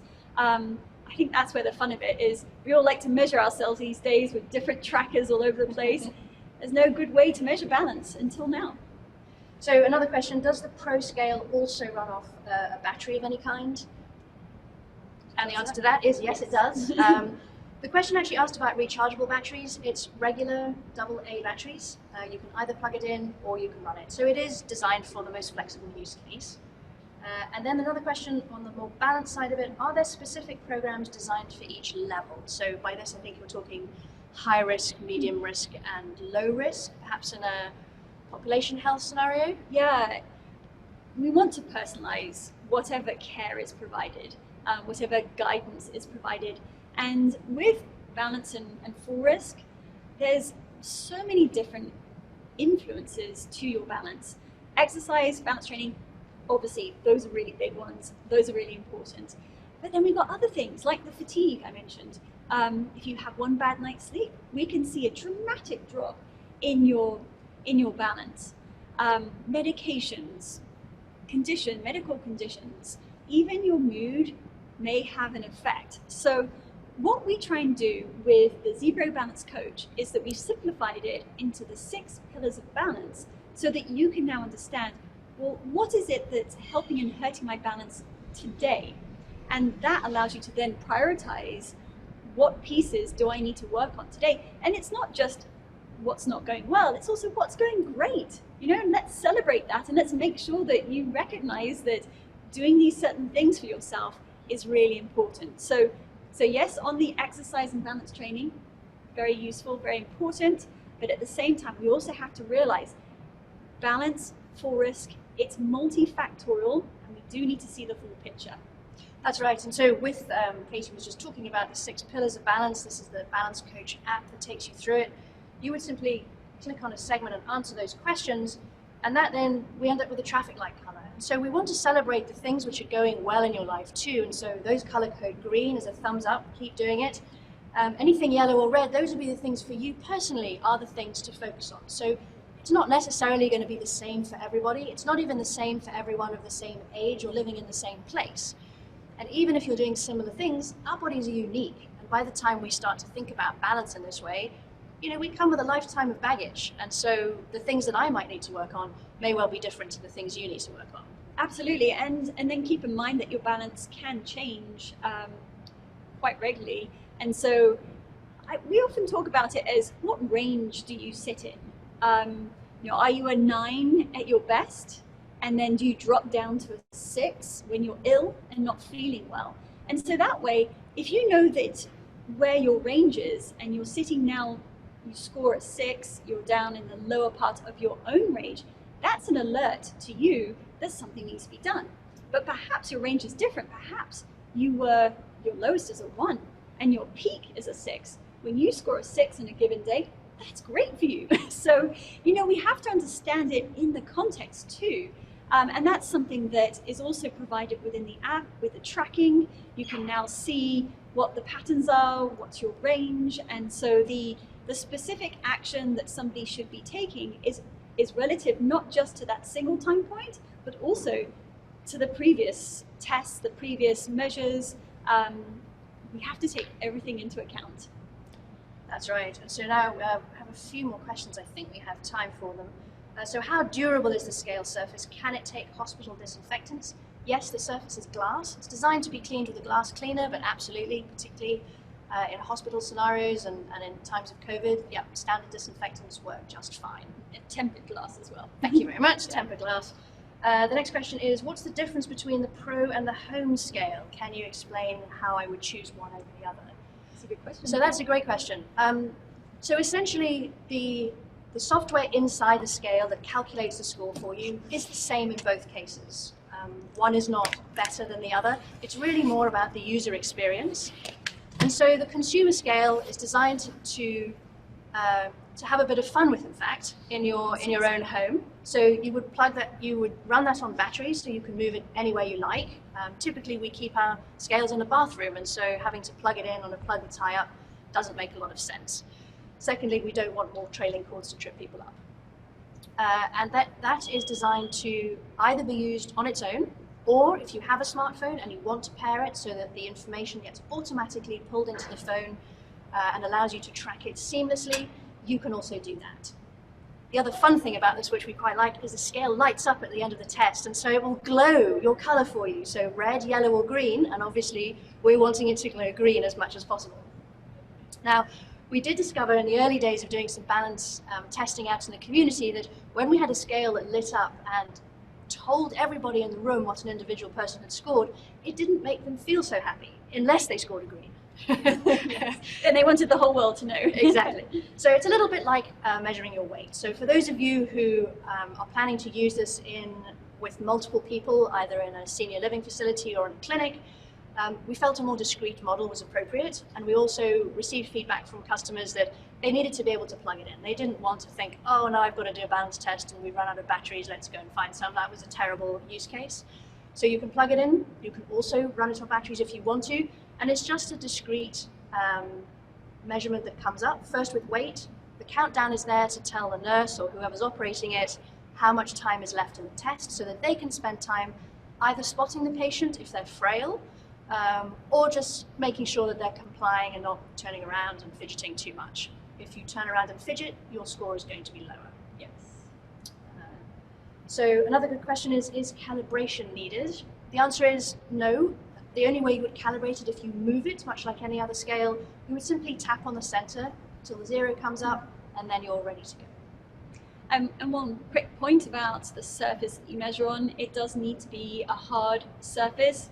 No carpet. Scales and carpets don't really, they don't. That's right. And we want nice even tiles. If you're going across a tile floor, we don't want the scale to wobble again. That's not going to give you accurate weight or accurate balance. Can you measure multiple users on the personal scale? Yes, you can. A number of different ways of doing it. You could either each log in separately, or if you use it without the smartphone, you can just measure as many people as you like and keep a note, or you can actually enter in your balance score manually if you want to. So we're trying to make it as flexible to your way of living and not try to force you to ZIBRIO's way of measuring. Now, we heard about Judy's story and Elizabeth's story in the clip before, but there's another really great story. One of ZIBRIO's balance ambassadors, a trainer. Do you want to tell us about her story and how she used the scale herself? That's right. So Ellen is in her 60s, and she is a runner as well as a personal trainer. So she's accustomed to being fit. She's accustomed to putting people through their paces and getting them to grind out those last few reps. But when she first measured her balance, she only scored a 4, which was a real shock to her. I mean, just imagine, here I am, a fit personal trainer, and how can I score a 4? Well, it turned out that while she was been coaching all these other people, she hadn't actually been doing much of the exercises herself. You know, once your client knows what to do, you don't actually demonstrate that much more anymore. And so the first thing she did was to add in some of those strength exercises for the legs, even runners. You know, you've got the great cardio fitness, but that leg fitness as we get older is so important, isn't it? And so she did that, and in monitoring herself, she saw that the balance score respond really quickly within less than a week. And then she actually went to visit her chiropractor, which is something she does from time to time, realigned a few things, the musculature, you know, settled in, and sure enough, she was up in the green zone pretty consistently after that point. So it gave her that little nudge to clue into what was not right, and she has some knowledge, and so she knew the right things to do for her. Yeah, it's very empowering, regardless of whatever state you're in. And I think when people think about fall prevention, we talked about the denial in the panel actually, that, you know, fall prevention, that's for somebody else, that's not for me. And you know, even for myself, I measure my balance and I get value out of that. And you've measured yourself too, quite regularly. I do a lot. It's what keeps me, I'm very bad at sticking to strength training. I find it a bit boring. I like running, and it's the thing that gives me the nudge to know I do actually need to pick up those weights, because I like being in the green and I don't like it when I'm not. So it works for me that way. Let me see, I think we have some other questions. How sensitive is it to be sure it is calibrated properly? How sensitive is it? Well, I mean, it's being checked and validated before it even arrives to you, and the validation process of this measurement has been part of this 14 years of research. So it's a sound, precision piece of medical equipment. Yeah, and yes, I don't think there's anything more to say with that. We have, in the scales that we have used, and the early prototypes that we've carried around with us, they've been across the country, they've measured thousands of people, and calibration has never ever been a problem. And so that's something we're super confident about. And they've been dropped as well. Let's not talk about that bit. There's also an article in the Journal of Biomechanics published by Bartlett et al. That's some research that we had done comparing this as a force plate with clinical grade force plates, and we can measure dynamic sway as well as clinical grade force plates. So it's a great price for getting such level of sensitivity of movement. That's right. And before we move on to price, we do have another question from a senior living facility that says, how will the senior living app and software work in regard to tracking multiple people, since residents may not have a smartphone? Yes, we are very well versed in the environment of senior living, and we understand the challenges that you have there. With that, we've actually designed the scale so that it can be used disconnected as well as connected. So people can see their score. If they want to write down a list of their scores, keep a track or a log just with pencil and paper, we know that some people feel very comfortable with that. However, moving forwards with a greater level of technical integration, we are building out dashboards so that you can actually see what the scores are and the shifts of the risk, the percentage of your population and what risk category they're in over time. And so this is something that we're currently building out, and we look forward to launching that particular part at a future date. But it is something that we're working very closely with senior living personnel and residents to make sure that the user experience is just like everything else in our products as well. That's right. And if I can just add, you know, that's one of the beauties of having it as a single number, in that you can, if you are already using an electronic medical record, it's quite simple to add in one single number or to whatever note system you have. So as we move towards the rollout of the dashboards, it's one thing to keep track of. That's right.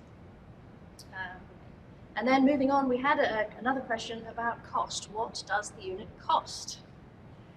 Well, would you like to go for that? Certainly. So they are both available to pre-order. We are in the manufacturing process as we speak. The ZIBRIO Smart Scale for home use is $299, and the dark scale for professional use is $449. I would like to say that for Summit attendees, there is a 10% discount on both of those scales if you order by November 30th. Fantastic. And we had one other question which is a little bit different, and that is, do we offer any help to people who want to train people in better balance? Is that something ZIBRIO gets involved in? Well, we do actually. And so one of the reasons we came into this field, coming from the world of academia into the opportunity to share this technology, is that we actually want to help people. So this technology is really empowering. We've designed the software to empower the user, and all of the other enterprise software to empower those users as well. Now, we know that with fall prevention and improving your balance, it is multifactorial, and it requires so many different parts as well as so many people to support any individual person. I think that became very clear in the panel that we just had, is actually how complicated it all is when we're just talking about this 1-2 second event when somebody falls down. That moment in time that we can just think of as an accident, but it's no accident that it happens. And we're looking at decline that happens over decades and decades. And so how do we support people across the 6 pillars of balance, across the 21 risk factors for falling? There's many different ways. So on the exercise and the balance training part of it, we have an online course called the ZIBRIO Balance Specialist Training Course. Balance Specialist Training Course. It's $149, and you can get to that through our website as well. And this provides CECs and CUs for 5 national organizations now. That's right, just 5. Yeah. If you're a fitness professional, and you take this course, we'll guide you through 3 different units. We have the science behind balance. So we help you to understand all the different parts that really contribute to somebody controlling their balance. Because if you don't understand all of those moving parts, you can't possibly help somebody in the area that they might actually be deficient. Then the second unit is talking about fall risk. What really is fall risk? What are the predictors? What are all of the factors that are involved? We move from those 2 pieces as the foundation for how to then structure a balanced training program. Now, this isn't an exact prescription of what to do. This is giving you the framework. It's a 5-step process that gives you the framework of how you can personalize a program for your clients, for each individual client even. And it's talking about the different things that you can toggle and change for that personalization. And it's based, as I said, on the first and second unit content, so that you can actually then have this really good foundation to make your balanced training program on. And once you actually get into that, we like to talk about you as balance heroes, because once you know that information, you can now help people, help your clients, help people out and about to learn more about balance. So you become the hero. And we've got a map that we can actually put you onto for all of our ZIBRIO balance specialists. And this is so that anybody else who is looking for a trainer, who has received that kind of training, who has knowledge about balance and the balance training programs, it means that they can find you. So we're trying to refer people through to those fitness professionals so that they can be better served. That's right, because there's so many things that can be done to help balance, and once you've measured it and you know where you are, you actually want that help. And so that's one of the things that we found fitted in really well with the work that we do. And we've had just a huge amount of positivity and comments. I mean, hundreds and hundreds of comments. Things like, so easy to understand, thank you for breaking it down into the easy to digestible chunks. And there's even a printable PDF at the end of the course, so that you'll have a reference for some of the main points from that course, just to allow you to help your clients further. Fantastic. Well, I think we've exhausted the questions at this point. Yes, I think we've answered them all. So what's happening next after this section? We have another panel. So this is our 3rd panel. We're trying to provide a broad range of insights.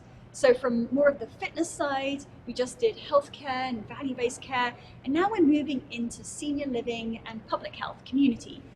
So given that we know that fall prevention it requires the village, it requires so many different parts in your body and outside of your body, that we needed to separate it out to try and really understand each element to it. So we talk about falling, it's the F word that's costing billions. So we use that language because we want to shock people. We want them to realize these statistics are too much. It's too much. It's time to make a change. And they're getting worse, right? I mean, the population is aging. In the next decade, it's what, doubling? That's right. That's right. The So in this next panel, we've got experts from senior living. We have a registered nurse, trauma nurse, who is the VP of resident care at Spectrum Retirement Community. We've got Harris County Public Health representative. We've got the American Bone Health Organization. So we'll be talking about osteoporosis as well, because huge part of falls. Well, it is, because it's not just do you go down, it's do you fracture when you go down. So I can't wait to hear what they've got to say and to dig into it. Just like the other panels, we're not going to go lightly. We're going to dig in and we're going to really start, learning where the missing pieces are in all of this. There's such a breadth of knowledge across all these different areas, whether you're talking to healthcare earlier today or all the fitness professionals who tuned in yesterday and participated, and then the senior living and public health side of it.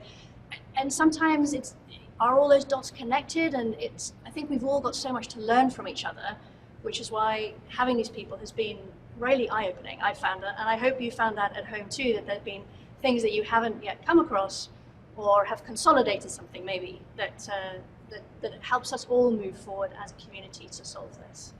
Yeah, and as we start to simplify and tease apart the key insights with all of it, it's important for us to remember that there's no pill, there's no single thing, there's no one balance exercise to do to fix it all. Wouldn't that be nice? And wouldn't that be, people crave it, people ask for it. What's the one thing that I need to do? And so as we explore all of these different angles and the different contexts and environments of how you truly prevent falls, hopefully we can pull this into something more simple so that it can reach more people. So even if you're a fitness trainer, highly recommend listening to these other panels, because there's always something to learn about the way people are engaging with their residents, engaging with their patients, the way that they're able to forward and reach people for fall prevention. Well, they're all touch points, aren't they, in the individual's life? And it's you're either helping them as a medical professional or helping them in the area that they live maybe, or as a fitness professional, helping them determine what is the right action for them and where to go. And so trying to understand that holistically. We know sleep is such a big part of balance, and yet we talk about sleep in general terms, but to have that as part of everybody's balance program can be really powerful if that's the big thing for them, like it was for Elizabeth. Absolutely, and there's so many, if you think about weight loss and people trying to stop smoking, those programs have been going on for quite a while, and I think people now get it. The good news is that we don't have to start from scratch. All of those lessons in exercise and weight management, they are applicable. When we left our scale in a senior living facility, we had a 54% reduction in falls, but we didn't give them an intervention. All we did was leave a scale there and people measured themselves. Well, why is that? So it's not a magic scale. It doesn't instantly reduce falls. And it doesn't move either. That's you, by the way. But what it does do is it creates an awareness. And so we attribute that reduction in falls to the fact that when people saw that score, they suddenly wanted to engage in more healthy behaviors. And we saw that they were doing exercise classes and the balance classes. They were motivated. They were empowered. So I think this is the great thing. A lot of people know what to do, but we have to motivate them to realize that it is urgent and now is the time, and this is something that can certainly help them move along those vein.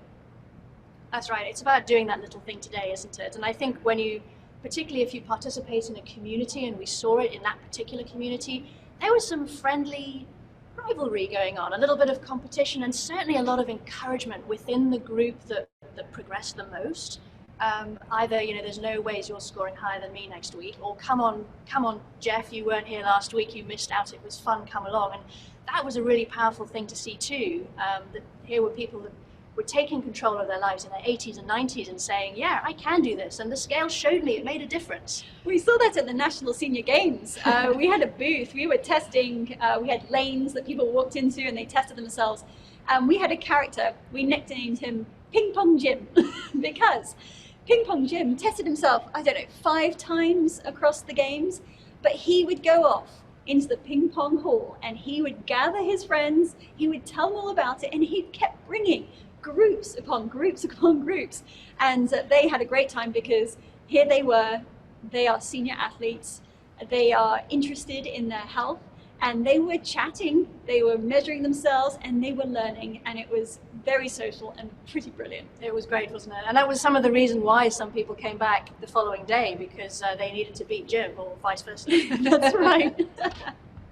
Well, on that note, I'm going to go and get ready for my panel. So, Andrea, I think you've got a few words for the customers, do you? I certainly do. Right. And thank you, Katie. Thank you. So we just have a few more minutes before we catch up with our final panel. And this is my chance. I'm the CXO of ZIBRIO. I live, eat and breathe your customer experience with our products. And I wanted to speak really to you, our customers. Some of you have been with us for over a year now. And I would like to say thank you. You inspire us. The stories that you tell us of the incredible things that you're doing, the lives that you're helping, the things that you're changing, you are really why we're here. And I want to talk a little bit more about our journey. We have a phrase in the startup world that says hardware is hard. Yes, it is. Now there's quite a journey between taking a product that you use in a lab or in a research study and then translating it into the kind of product that you can buy off the internet and know it's going to arrive next week, and that people can do that across the country and soon across the world. It's a very complex process, and one that we have dived into with some fabulous partners. Now, the supply chain is global, and we have several times during the year had to make a decision that has always chosen quality over speed of delivery. And that's because we are developing a medical device for you, not a toy. And so it's really important to us that we deliver a product to you that you love and you trust, and you continue to love and trust next week and next year and in the years to come. And for that reason, we partnered with a US manufacturer who not only is fluent in the complexities of the processes that we need to go through to register our medical device, but also with a robust supply chain which reaches across the world. And then we reached 2020, and that we had another layer of complexity put over all of that thanks to the pandemic, down from even being able to schedule some of the process testing to get registered. Some of the supply lines changed radically. And again, in each case, there were some design decisions that needed to be made, and each time we chose quality over speed. And I would like to thank those of you who reached out to me in those times and reassured us and said, yes, we were reading the situation right, we understood your needs, and that is exactly what you would like us to do. So thank you for that. It's always good to hear back. And I would like to say we are always listening. We're always at the end of a phone or on the end of an email. You will get an answer from a real human. Very often that human will be me.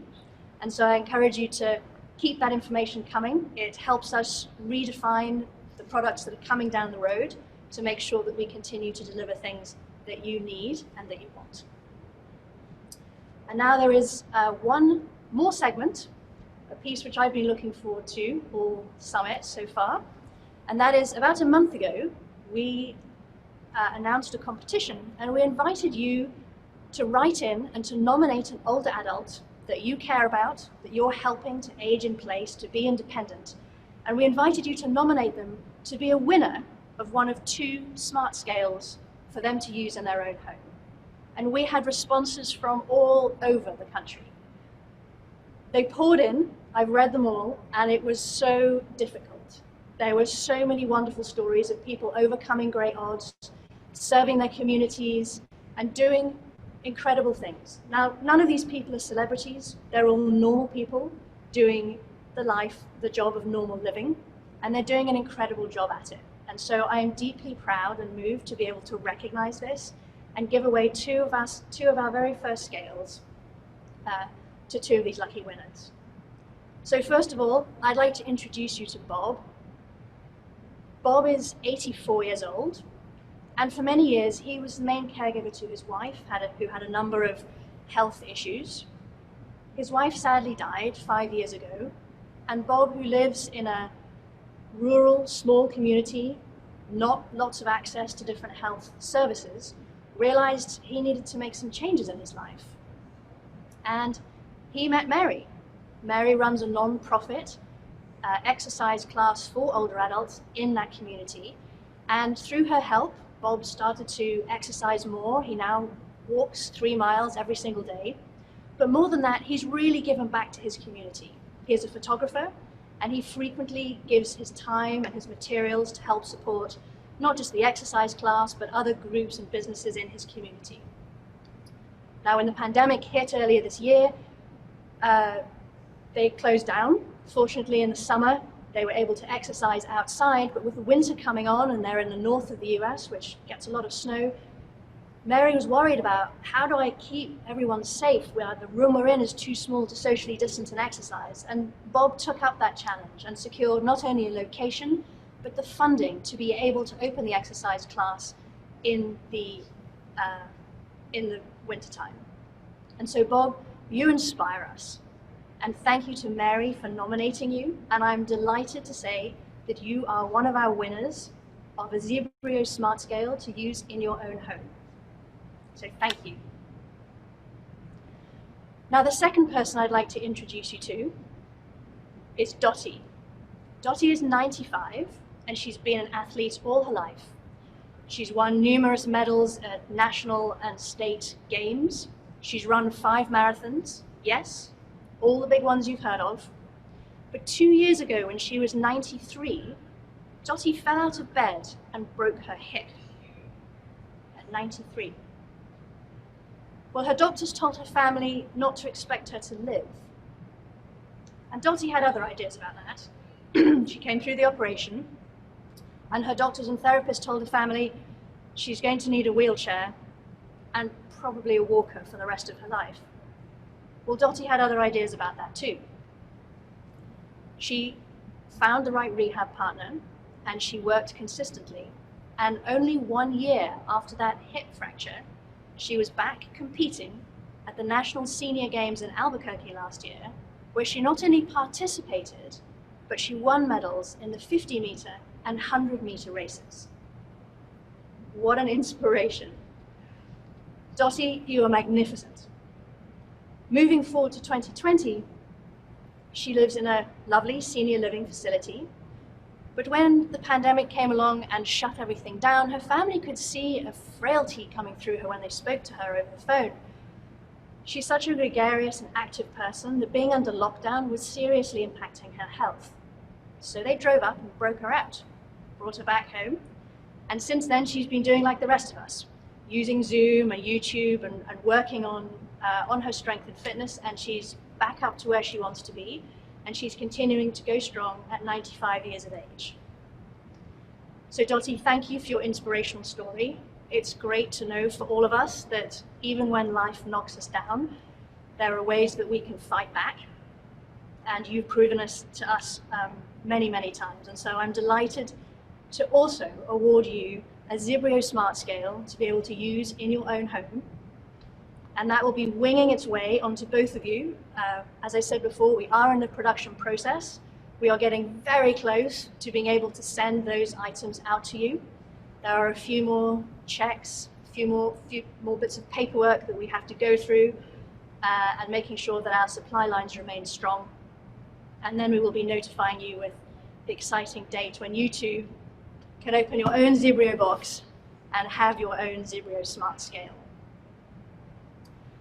Now, some of you may have been here yesterday, may have seen us. We talked about a gift guide as we come up to the holidays, being able to give the gift of balance. is maybe something special, not just an experience, but something that can take people forward into the next year and beyond. We covered a number of different products. The ZIBRIO scale was one of them, obviously. And all those products we will send you links to via an email that you will receive after this summit.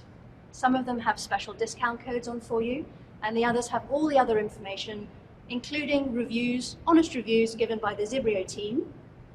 We're not saying these are the only products out there for your balance, but they do represent the ZIBRIO team's top picks of the things that we have tried and liked and enjoyed. And so we offer them to you in that spirit to help beat Santa at the rush. And I think the clock is telling me now it is time for me to hand over to the next panel of senior living. And so I will let Katie take that away.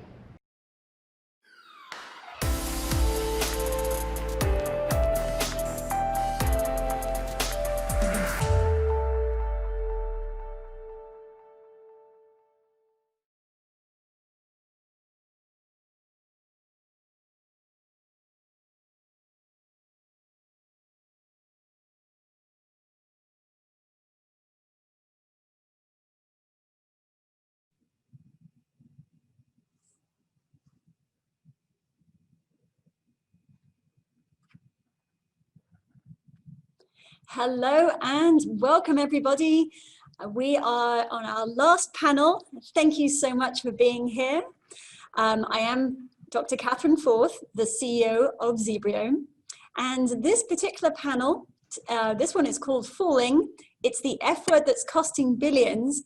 What is the key to preventing falls in senior living and the community? So we've moved into the community field now. And we've got some amazing panelists with you here today to talk through the latest insights and secrets. So for all of you that are watching live, I'll remind you again that we'd love to hear your questions to the panel, so be sure to write them in the Q&A. That's why we're live.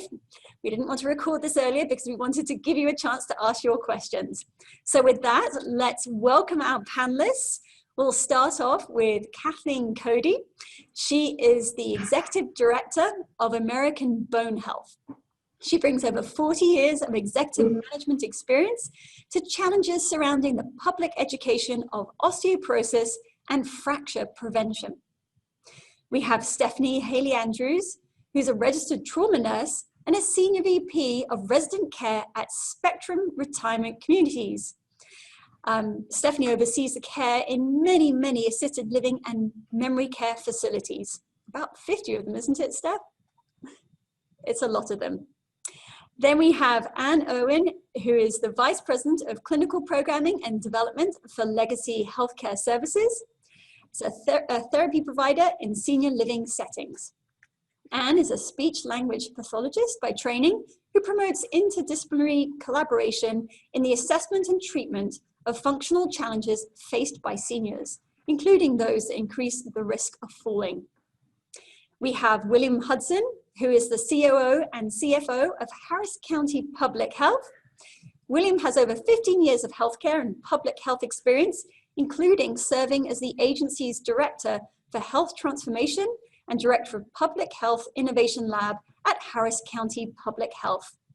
William holds a Master's of Public Health and a Master's of Management in Organizational Behavior and a Bachelor's of Science in Biology, and he's currently completing an MBA. So welcome everybody. Thank you, William. Great. It is a pleasure to have you all here. So I'm going to start off. A lot of our listeners have been hearing about the problems of falling. We've been learning about it in different contexts, and I think the message is coming through. But we'll start off with you, Stephanie. You're overseeing resident care. So how much of a concern is falling for you? How bad is this problem of falling for you? Well, Katie, as we have shared in many of our discussions together, falls is a huge problem in senior living, assisted living memory care. I knew that the falls would actually be there and present, and one of the big challenges of this industry coming from the previous line of work, which I did in the level 1 trauma centers with actually Dr. Holcomb, a previous panelist. Dr. Holcomb is actually our medical advisor for our company. So we looked at our data when I first got to Spectrum about 2 years ago, and determined that falls were the single leading, were the absolute #1 reasons why we were losing residents, the #1 reason why they were going to hospitals, #1 reason for their injuries. And so knowing that that was just such an enormous problem, not only for the residents, but for our company financially, it immediately became a top priority to help solve. Yeah, absolutely. And I think, you know, William, you've got another problem, which is the access to healthcare. And so how does fall prevention, how is that related to the access of healthcare and the public health problem there? Yeah, absolutely. So they say everything is big in Texas, and so is our medical center. We have the world's largest medical center here, but we also have some of the largest disparities as well as far as access to care, with about 38% of our population being underinsured or uninsured. And then when you couple that with lagging transportation infrastructure, it really creates access to care barriers. And again, with everything being bigger in Texas, and so is our population. Harris County is home to about 6 million residents, and approaching in the next 10 years, we're going to have an aging population on our hand, about with 1/6 of our population being those 65 and older. And you make the assumption of the access to care issues that we have with that. So looking at about 1 million individuals within our own community being 65 and older with elevated risk factors for falls due to a lot of intertwining comorbid conditions and other factors as well. So trying to manage that at a population level can become very taxing. And it's something as a public health institution, we have to be very forward thinking with and about, because we understand that our big healthcare system partners over in the TMC can't do it alone. Yeah, and the fact that you're actually managing a population it's the same thing that Stephanie's doing too. You're both managing populations, but in slightly different contexts. So I think that's going to be a really great chance for us to compare your different techniques and what you're using. Now, with both senior living and community dwellers, we talk about the F word being falling, but there's another F word, and that's fractures. So the problem with osteoporosis is that even if you fall down, who are the ones who are actually going to be breaking things? And so how does the diagnosis of osteoporosis affect falls? Well, osteoporosis is a huge problem in this country. We've got one in every 2 women will have a fracture because of osteoporosis or low bone mass in their lifetime.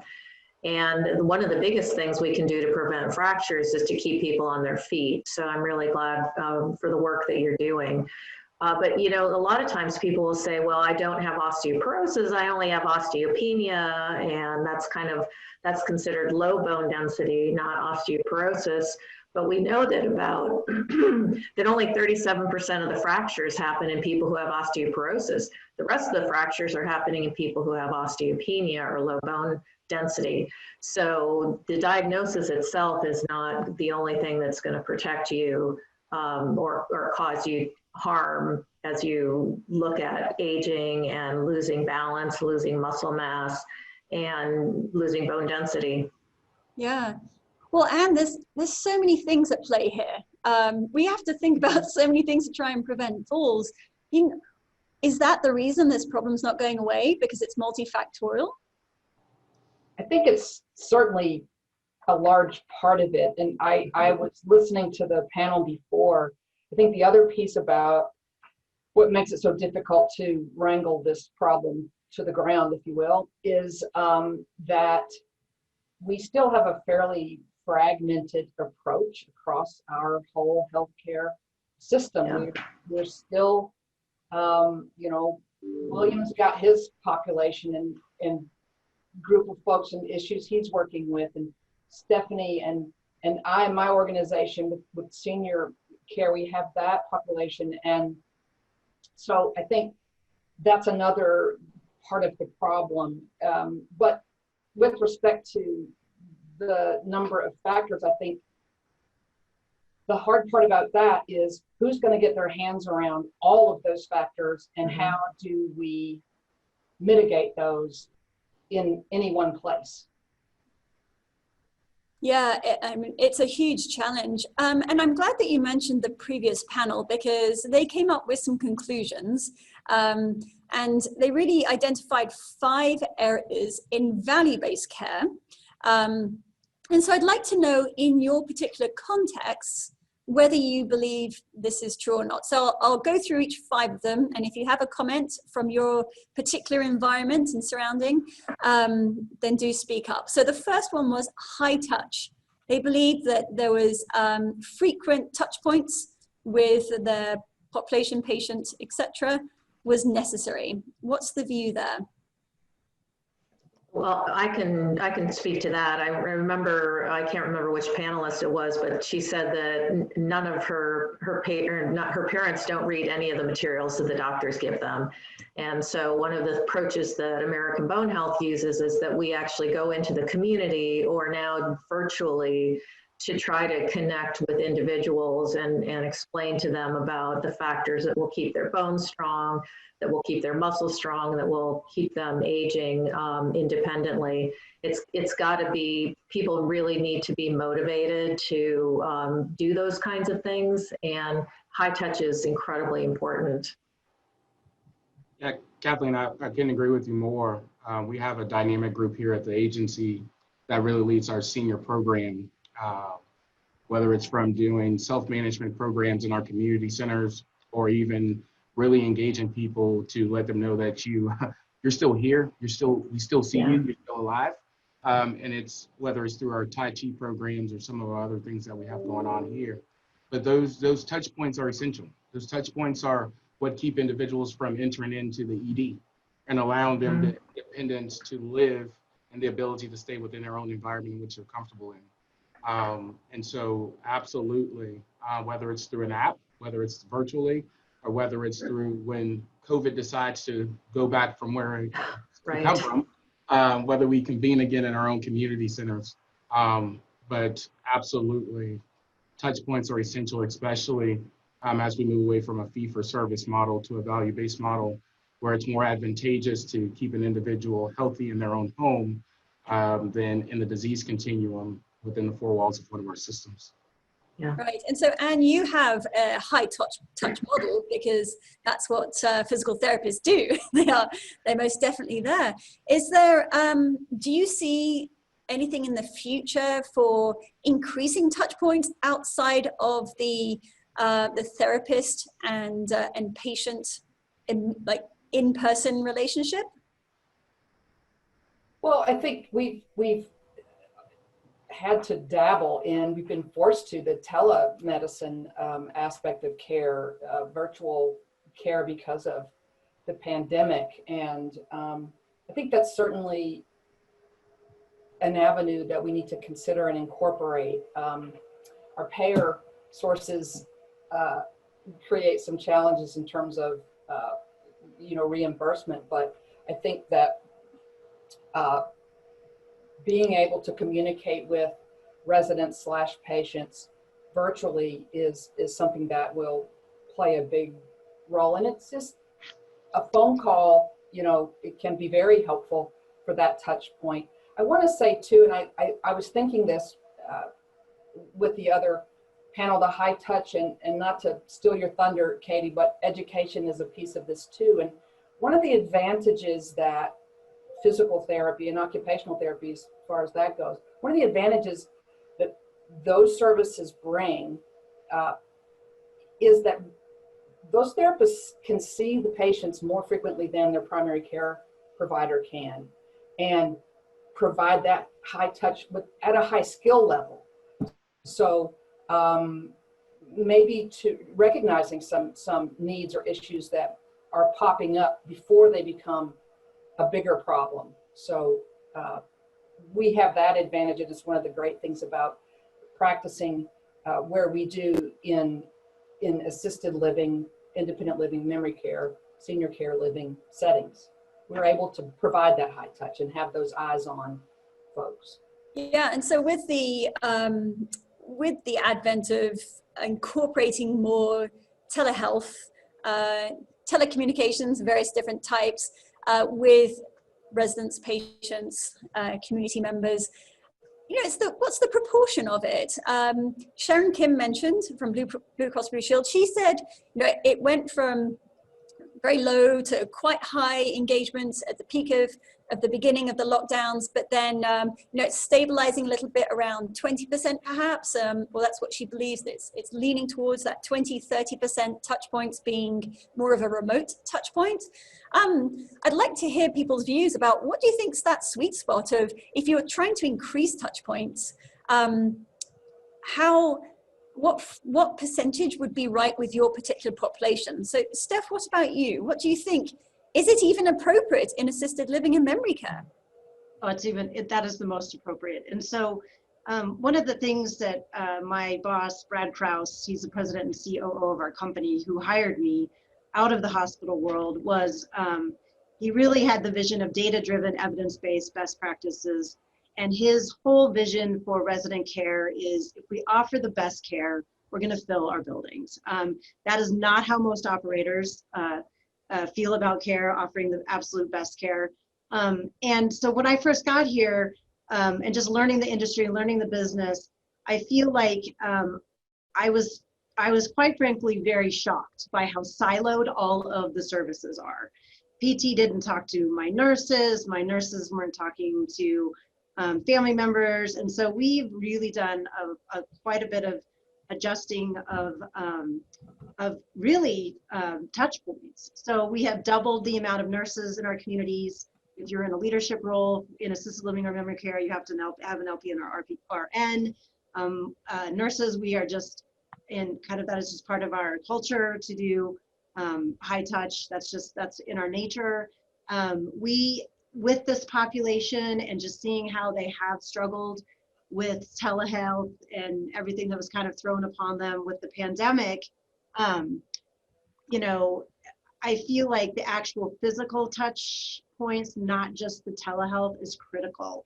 And so last year, before COVID hit, one of the initiatives we had in order to reduce falls was to really have better control over our therapies groups in all of our communities. We had hundreds of therapy groups across, we're in 10 states, we have about 50 communities, take care of about 7,400 residents.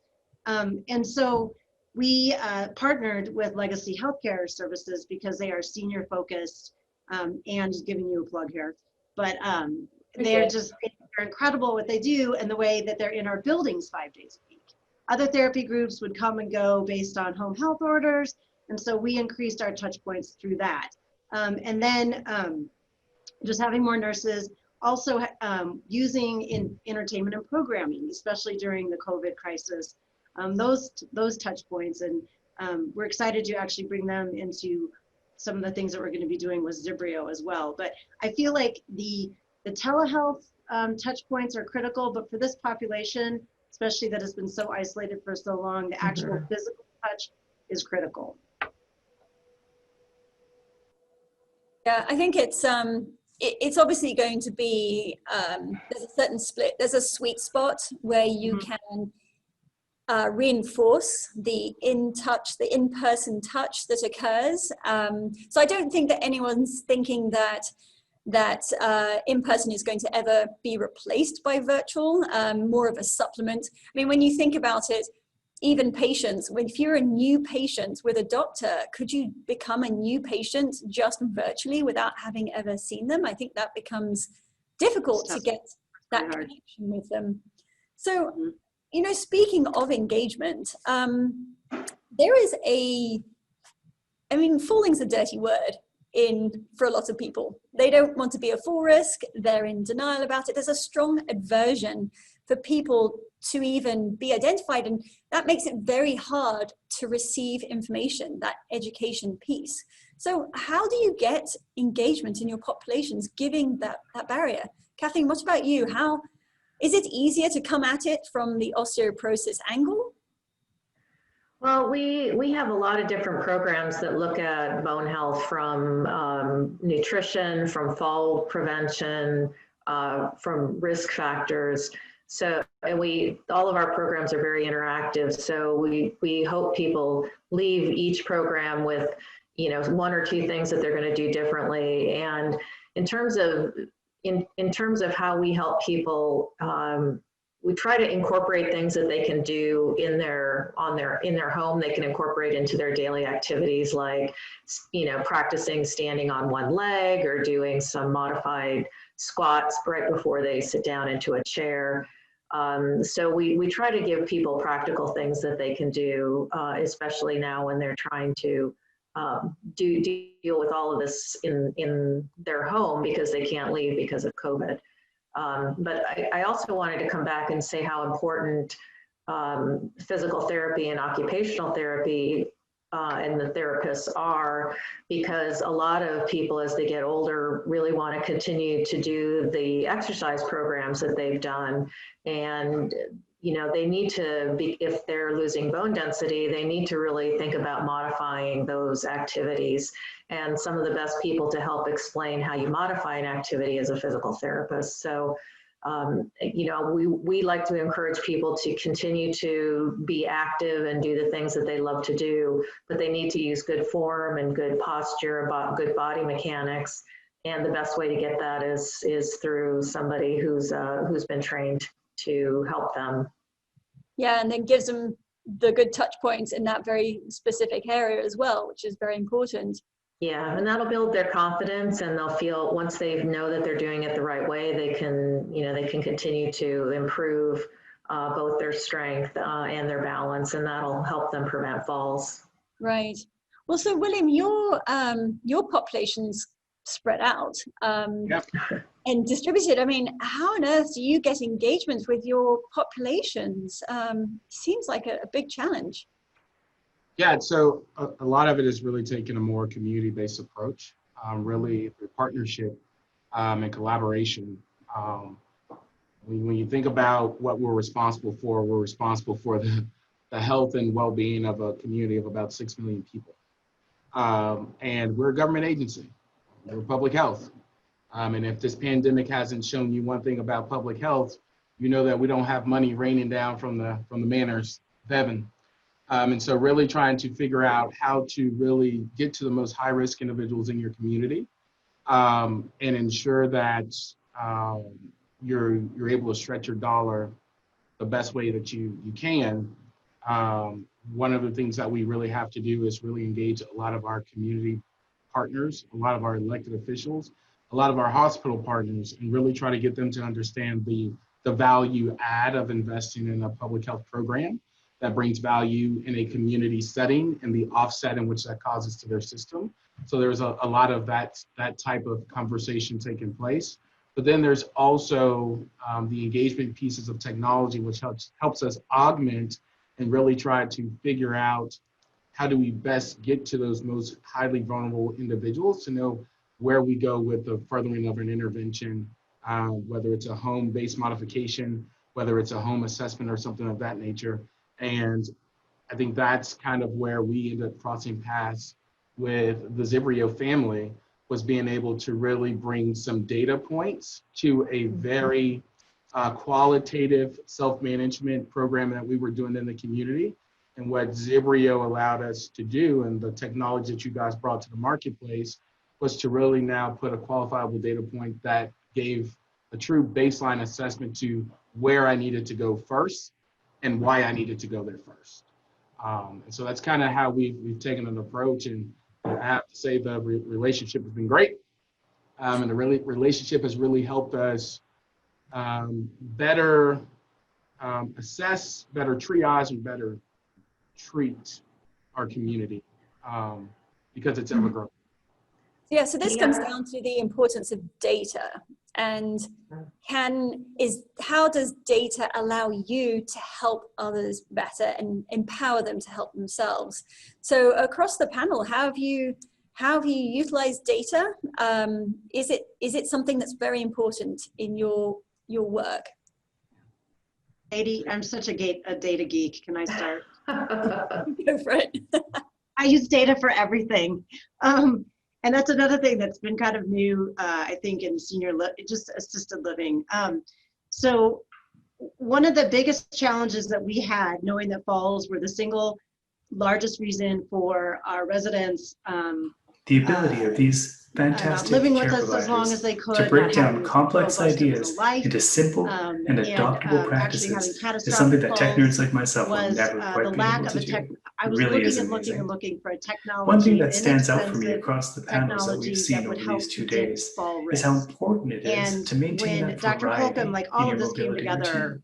It really kind of seems trading that, trauma if you conferences, don't so use crazy, it, but you really start to lose it. so what But coming up with ZIBRIO, new and inventive when ways we to keep found yourself ZIBRIO, mobile and when we active found you, can be pretty that was daunting. so key to us. Luckily for because us, that is we the have a data element friendly, that we needed balanced to flamingo identify flip-flop risk. to give us some There's so ideas. much Let's go see what technology out flip-flop's there up to today. that identifies falls, which is great technology in the way that you want to use that. But I don't want my residents to fall. I want to prevent them from falling. And so we are going to harness the data from ZIBRIO across our portfolio. We've already pre-ordered all of our scales before COVID. We were hoping to get this going before COVID, but whatever, we had to handle a worldwide pandemic first. But we also have started a robust new electronic health record, and we have a custom ZIBRIO score in our electronic health record so that we can track and trend that data and have immediate referrals to our in-house legacy therapists to then do that. So we are super excited to track and trend our data and hopefully publish in academic peer-reviewed journals that this is the way you prevent falls, increase wellness, increase longevity in your communities. It's a win for everybody. And the other thing that is exciting about it from an engagement piece is that our entertainment and programming people are also very excited to be part of this process, because as you were mentioning earlier, no one wants to hear the word falls. Make sure to check out Flip-Flop's other health minutes scared of falls. in the resources So we're section taking a of our very website, different approach of your ZIBRIO.com. balance. What is your balance score? And a balanced journey. And so now even entertainment and programming, which is another high touch influencer in our communities, is going to help kind of engage our residents so that we can collect the data and then get them the therapies they need.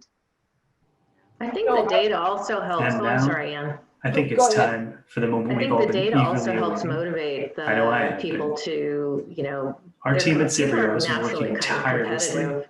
not only to get And our the cutting-edge data, precision if they're, measurement you know, technology if and they're not award-winning doing so well, content they want ready to for try you to all, improve, and but getting also that working to feedback is really reimagine important. what a product My launch mom looks like, gave her what a a product launch Fitbit. She's feels like 85, in these and unprecedented her times. cardiologist told her, For a you know, we company want whose you to heart and walk history more. are so You need to closely get out and tied to the walk U.S. more. space And program, so she first preparation started for with launch like represents 500 the steps, and now culmination she's up to of about blood, 2,000, and she's sweat, just and circling tears of the the many more. house. And that couldn't But possibly be more true for it's us as become well. a badge of So with that, I think honor it's only for her to be appropriate that able we to check in with say, Mission yeah, I hit my Control 2,000 and steps make today. sure that we're all ready and all systems go for launch. Over to you, Mission Control. That's exactly the point I was going to make, is that I think data for the individuals we're working with serves that purpose of motivation. And William, I think you sort of alluded to that when using ZIBRIO. People can see that balance score. That's something As they can. we explore that's new tangible frontiers, in a way. It's a number. It's an we objective push reading. the boundaries It's not just you look for wobbly, all maybe human you feel wobbly, or you're X years old. We It's lead an the actual way number in engineering, that can be changed, in and then there are science, also aspects and that in medicine contribute and to health. what that number is, Up in and space you can do something about that. and I do back think that's down on motivating Earth. in the way that Catherine to solve real problems. So Kathleen, like falling you've actually got It's the a number one fracture reason risk for trauma calculator death, that you provide and as 1 well in to 4 identify adults high fall risk down for fractures. every Could you year. tell us a little bit about that? And At and NASA, do you we collect those know data? Is that gravity, more and for falling is a the people gravity that are trying to Falling assess can themselves? happen to any of us. Yeah, what we're learning in the world of bone health is that there's more to fracture risk than just the density of your bones. I mean, you're going to lose bone density as you age, but there are other things that can impact whether or not your bones are going to break, and a lot of that has to do with, well, certainly there's certainly genetics. And then there's family history of fractures, but also a lot of other chronic illnesses can be have an effect on bones, and the medicines that people take for those chronic conditions can affect your bones. So people can go to our website and use this calculator, and it'll give you a risk score. And we also have materials that would say, well, what do I do now that I know that I'm in the green or the yellow or the red? What am I going to do with that? How am I going to talk to my doctor about that? And again, it can give people, we hope it gives people the motivation because they want to live independently and a long, healthy life. And this gives them a better idea of what they need to do to reduce their risk of having a fracture. Yeah, and there's other parts to it, though, isn't there? I mean, Anne, you like to really highlight the cognitive contribution to whether somebody can maintain their stability and whether they do in fact fall. So, you know, we've talked about fractures and the importance of, as you go down, whether something's going to snap or not. And we've talked about a lot of things to do with balance, but what about the cognitive contribution to people's balance? Yeah, I think dementia is another dirty word, you know, along with falling, and people are fearful. It's one of the top fears that people have with respect to aging is that they will lose cognitive function. And so cognition in and of itself, cognitive function may be a risk factor in falls. We see as cognitive function declines, we see changes in gait patterns, we see changes in visual function, so that somebody's field of vision narrows, and that makes it harder to see obstacles. And then there's the processing of that information that becomes more difficult and slower. And so cognition in and of itself in that respect is maybe a risk factor. Then there's the piece of what role does cognitive function play in implementing some of the interventions that are offered to folks. So at a certain level, I might look as if I'm understanding everything you're telling me. I'm following your directions while I'm in my PT session. I pick up my assistive device when you direct me to, and you tell me to use that every time I get up, and I say, yes, I will. You leave the room, there's nobody there, I don't, that assistive device is gone to me. And so that increases the burden that caregivers have to keep people who have cognitive deficits safe. One thing I want to say about cognition and dementia and improvement, though, physical improvement is still possible into the very late stages of cognitive decline. So people's muscle mass can still improve. They can still get stronger, and I think that their balance can still improve. So what we want to make sure we're doing is we understand where an individual's cognitive function is and how do we work with that understanding to maximize their abilities, their remaining abilities, and not just assume that because their memory is poor that they should just sit down the rest of their lives and not ever get up or do anything. Seems like they might need more training on handling perturbations, because they're going to encounter them more as they lose their attention in a given moment. They might be perturbed more. So if you can get them prepared physically to handle that, then they'll be in better situation. Absolutely.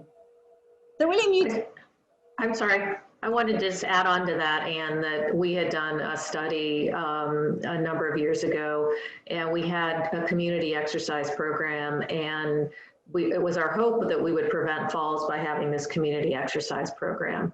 And it turned out that we didn't prevent falls, but we did prevent fractures, because the increase in the strength and the balance allowed people to actually, instead of falling like a ton of bricks, they actually kind of fell in a way that they didn't break anything. So that's so important to make sure that people have strong muscles and good balance to help prevent those fractures and hopefully prevent the falls too. Yeah, excellent point, Kathleen. It's yeah, it's not just whether you go down or not go down. It's what happens as you go down. It's really good.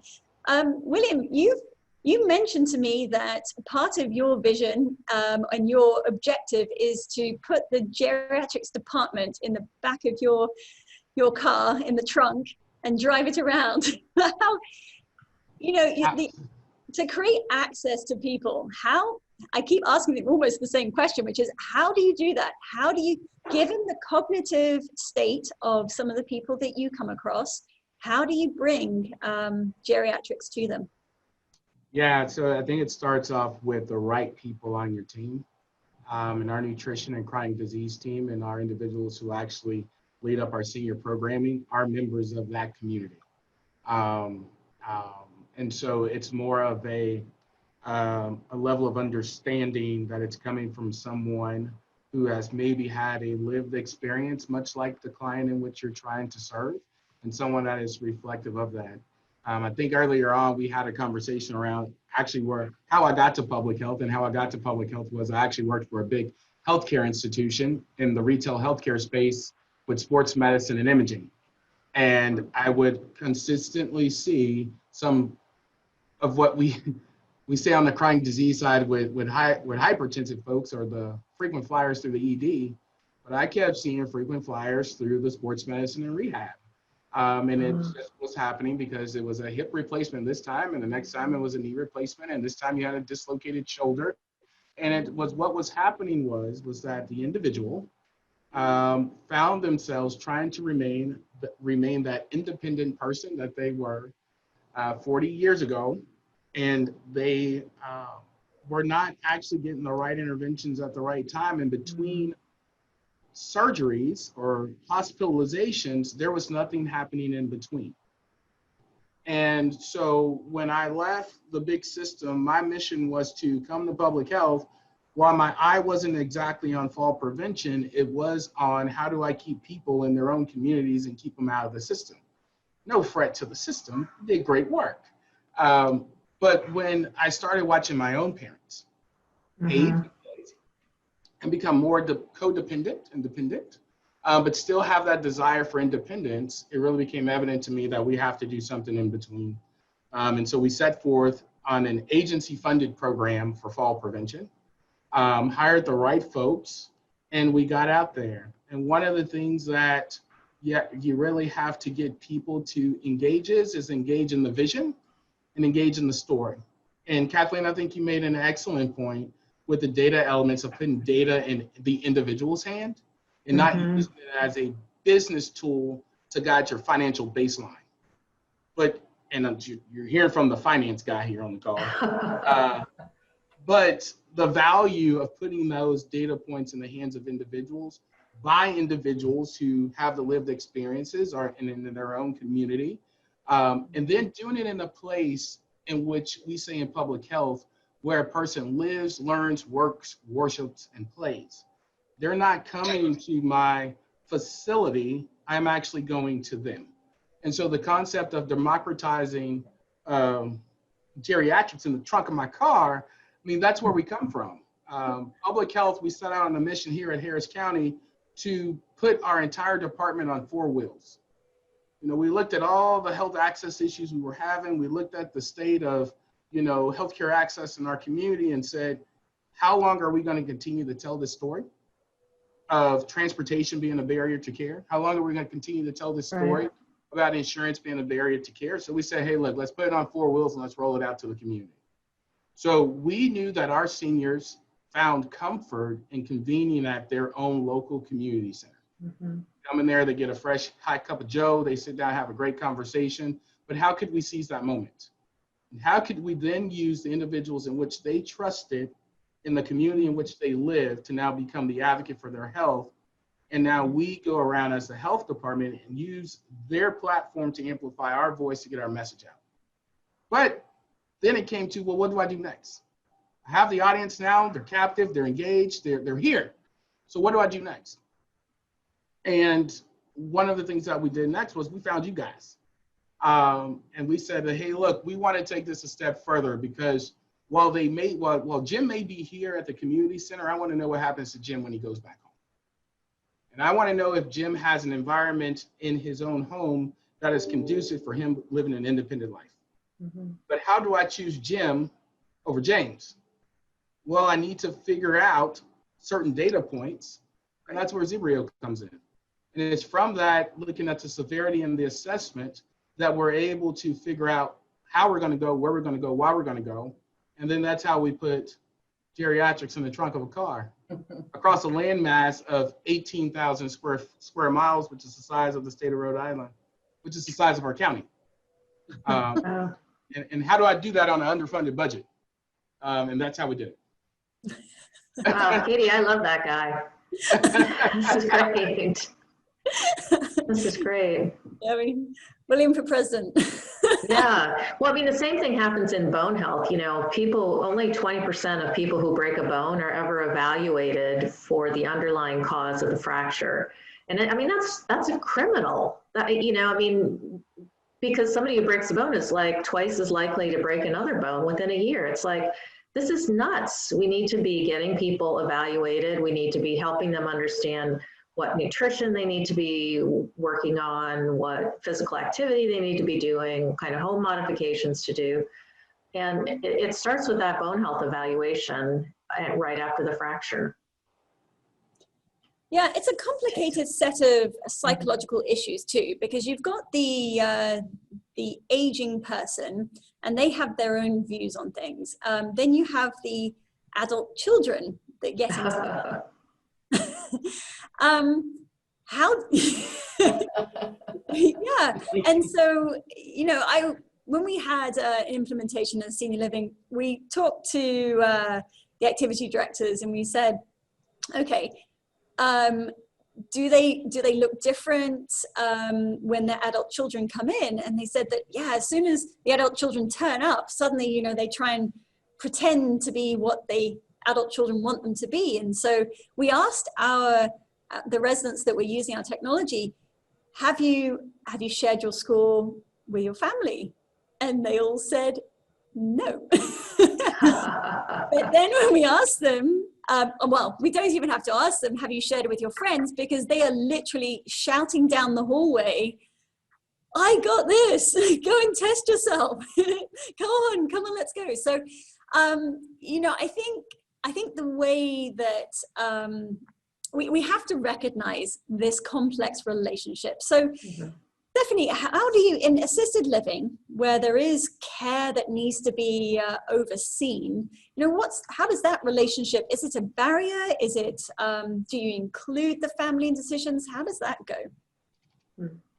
Well, we have a surprising amount of assisted living residents, and all of our memory care residents have a, you know, have like medical and legal oversight, power of attorney oversight. And so we do a lot of communicating with our residents' families.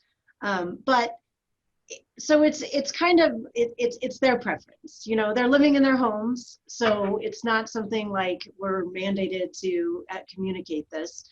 But we like to provide families, especially for our memory care residents, and especially during this COVID time, really good updates every week on how their family member is doing. And that's another reason why we're so excited to get the ZIBRIO. We have ordered ZIBRIO scales for all of our memory care units as well. Just so that is another piece of data that we can share with them and say, you know, your mom was here, but then since she's been working with a legacy therapist, she's now here. It's just always so encouraging, I think, for family members who really want to have more information about their mom or dad, because we've all been under these lockdown orders. For them to have just a little more information than, oh, she looks good today, as to what you were saying. It's objective data points. It's not subjective assessments. And so that's been very helpful. And then I do think, though, that our residents and our entertainment and programming people are so excited, because we are going to do some fun competitions, not individual against individual, as you told us that's That's not good. They don't want to do that. But like maybe community against community, floor against floor, really make it, and then just have some really good rewards to it. To, you know, however we're working with a gamification company right now to come up with really a cool way to engage them. Kathleen, how do you get your message through? Do you, as we heard from the previous panel, Sharon Kim said that her own parents don't read the information that doctors provide them, and it's the adult children that are reading that information. So do you find the adult children as a useful way to get information to their older parents? Yeah, I think so. I think that when we engage people who are usually, say, in their 50 to 65. So these are often adult children who have parents, and they've now been diagnosed with a bone issue. And so that's when they connect with us. And I think they take information, either they're looking at their mother or their father and seeing the effects of bone loss on their life, and they don't want to go down that pathway, or they use the information to help kind of bolster the help that they give their parents. So it's almost, you know, kind of almost word of mouth. I mean, it's people engaging with individuals, you know, along with the regular kind of social media channels and things like that. Sorry. Yeah. Well, you know, the title of this panel is what are the key? What are the keys in fall prevention? So, Anne, if you could say one thing as the key to preventing falls, what is that one thing? Would pick me first. Wow. I really think it's education, and in a way, you know, I think about, we talk about cognition for just a second, and when we talk with our residents and older adults about cognition, everybody's clamoring for a way to hang on to their good brain health or improve it. And, you know, what you want to say is, yes, this works if you start 30 years ago. And I think it's the same thing here. And happily, our culture is getting more active, I think. We see physical activity is more prevalent perhaps than it has been across generations. And so I think education is just huge. We've got to do a better job of educating in our communities with respect to nutrition and to understanding medical, you know, chronic health conditions, and then being specific about the dangers that aging can present if we don't pay attention to those things, and to encourage people also. Just like I said earlier, I mean, there have been some amazing studies and results just in terms of gaining muscle mass in people into their 90s. And Katie, you know this, you've talked about it, and we met some senior athletes yesterday about just the amazing feats that people can perform well into their 90s and beyond. And so I think it's important for us to support that message, that this is what's possible, but you do have to pay attention to certain areas. And as a culture and a society and as people in a position to do that, we need to encourage that kind of behavior. Yeah, and I think, you know, as you're talking, I'm agreeing with you, but at the same time, I'm feeling tired. There's a lot of things. No, it's hard. It's hard. It is hard. But here's the good news, is that all of those things that you would do for balance and fall prevention also help your bone health. It also helps your weight management. It will help your diabetes. I mean, there's so many things that that overlap. So if we can at least view it as doubling up, you do this for one thing, it's going to help many other things. And perhaps that's a way to help get over that feeling of, gosh, this is a lot. Yeah. I think one of the panelists in the last session was saying that when he talks to his patients, he asks them how long they want to live. And if they say, oh, I want to live 20 more years, then you can say, well, you're going to do this, this, and this in order to get 20 more years under your belt. You know, I think for so many years, we've kind of come as a society to expect that there would be a pill to take care of something that we had. And I think now we're really looking at what are those prevention strategies. Then they're not rocket science, even though you're working with NASA, it's mostly, it's pretty common sense type stuff. And we just, like Anne said, education about that and motivating people to want to stay independent and healthy and have a quality of life as they age. Yeah, the motivation is key. I remember one lady that I spoke to, she was 95. She tested herself and we were talking to her about areas to improve. And of course, it was just as Anne was explaining, and we were talking about doing some more exercise. And she said, completely dismissed it and said, I've worked all my life. I'm resting now. So, William, what do you do with those people? Those people who say, I'm not going to put in the hard work. You have to let them see the error in doing nothing. And I think it's much, it's the old time business posture that you really have to take with those individuals who are resistant to change. You have to show them the what's in it for me, and just to personalize it. My dad, Katie, I shared this with you last year, just started having these real crazy cardiac episodes in which it forced him into retirement. And my brother had just had twins, and I had twin boys. I have all girls in my house. So my dad finally got the male grandsons in which he wants to go and do all that stuff with. And so the conversation I ended up having with my dad was either you can accept where you are in life and you can be proactive about it, or you can not accept where you are. You can struggle, and then you can find yourself on the other side of right. And it was just having that hard conversation with him, but really showing him what was in it for him. And letting him know that his universe was a lot larger than himself. And that is something that I challenge every provider to do, is to let your patient know that the universe is a lot larger than yourself. There are a lot of codependencies out there that you may not see. And so that's kind of how you get people to kind of get on board and get out of their way.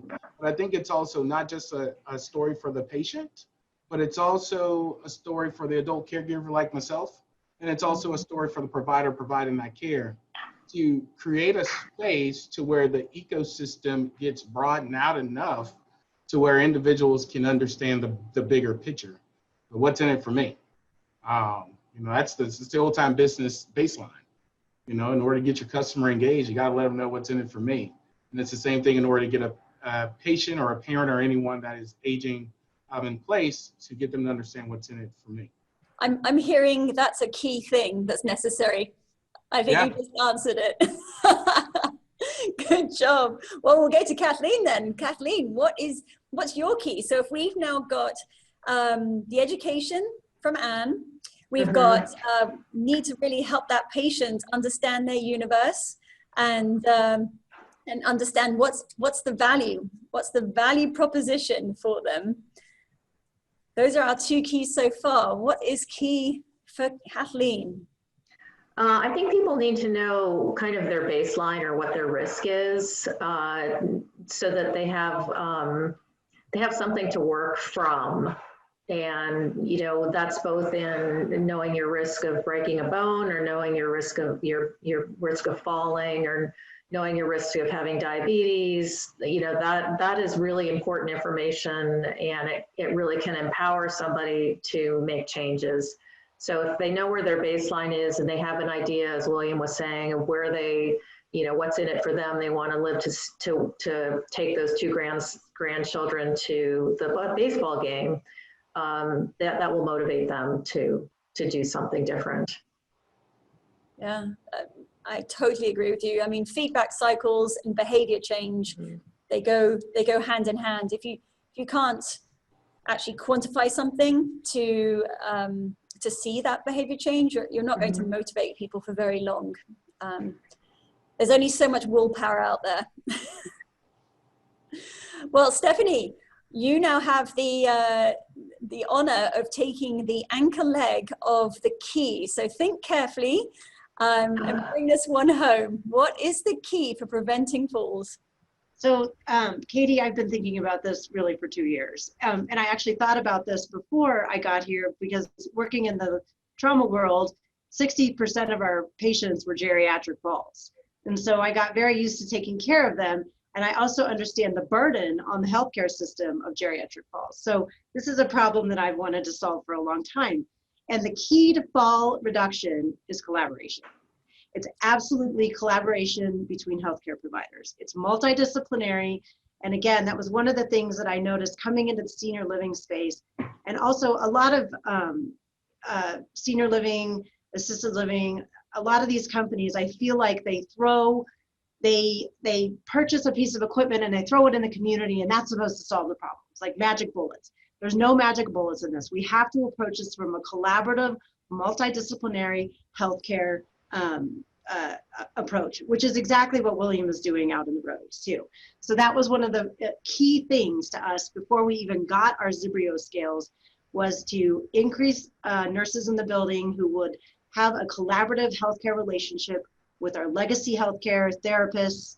And then we are also in discovery mode with a very, very robust telehealth company that is not just here, hand the resident a iPad.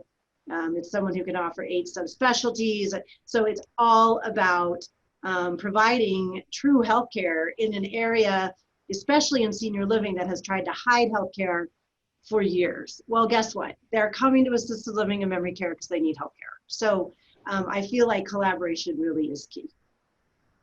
Well, that's a brilliant list, an absolutely brilliant list. I hope everybody who's listening has taken notes on those things, because you're doing exceptional things, all 4 of you. This is not an easy task, and you really have to lean into the difficulty. You have to find the comfort in the messiness. If you're looking for any kind of quick fix, it's not going to work. And also it's not going to serve the right kind of people. So there's no vanity metrics in this. To get real change, you've got to lean in. And I think I mentioned this before, that the problem of falling, it's a huge problem. It hasn't been solved. It's getting worse. And clearly there's things that are missing. And I think the complexity that has been touched on today and in this panel has really highlighted why it's getting worse and why it hasn't been properly solved to this point. And I commend all of you for all of the work you're doing, and all of the patients and residents that you're helping with that work. So keep up the great work. Thank you so much. And it's been a pleasure talking with all of you and hearing your thoughts and your insights. We're going to be moving next over to the balance sampler. So this is something that was broadcast yesterday. It's a series of interesting new novel methods for balance training, just different ideas, keep it fresh as to what you can possibly do. As we've been talking about with motivation, that it's actually, it's hard to get people up and going. So sometimes a new fresh look is a good way to go. So thank you very much. And thank you, Katie. Thank you, Katie.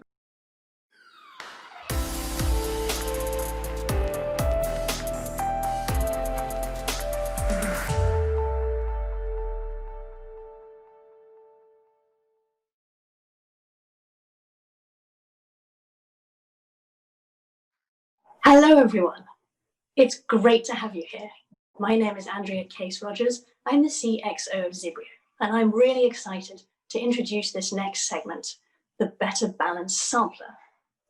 We promised you an interactive summit, and now is your chance. It's time to get up and get moving. So make sure you've got some space around you, perhaps have a sturdy chair or piece of furniture that you can hold on to should you need it, and let me tell you what's coming up. So we've reached out to some experts who teach these balance exercises regularly, and we've got something for everyone. from people maybe rehabilitating an injury or worried about their balance, all the way through to people with good balance who are looking for an extra challenge. So we have 3 different physical therapists showing you simple exercises you can do in your home. We have a parkour slot. It's not just for the youth. This is parkour for the over 50s, and it even has some adapted exercises that you can do in your home. We also have a section on Tai Chi and others using exercise equipment. Each segment's only short, so if one of the exercises doesn't appeal to you, hang in there, it's going to change and something else will take its place very shortly. Now, some of the exercises do use equipment which you may not have. Don't worry about it. The equipment is typically there to make an exercise more challenging, so you can still follow along without it. All that's left for me now is to thank these experts who've given very generously of their time and expertise to put this together. And let's enjoy the segment. Let's get up. Let's see that balance in action.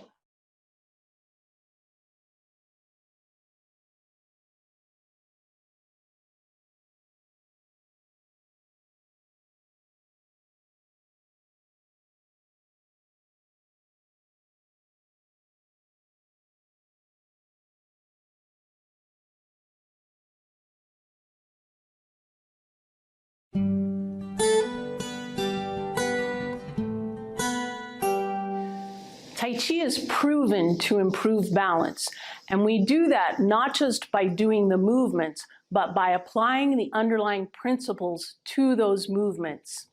Let me first show you Qi walking. As we walk forward, we put a little bit of weight onto this leg, and then we put all the weight onto this leg. It becomes substantial, and we move that insubstantial leg forward. It's the idea of water flowing from one leg into the next. And we don't lift that back leg until it's completely empty.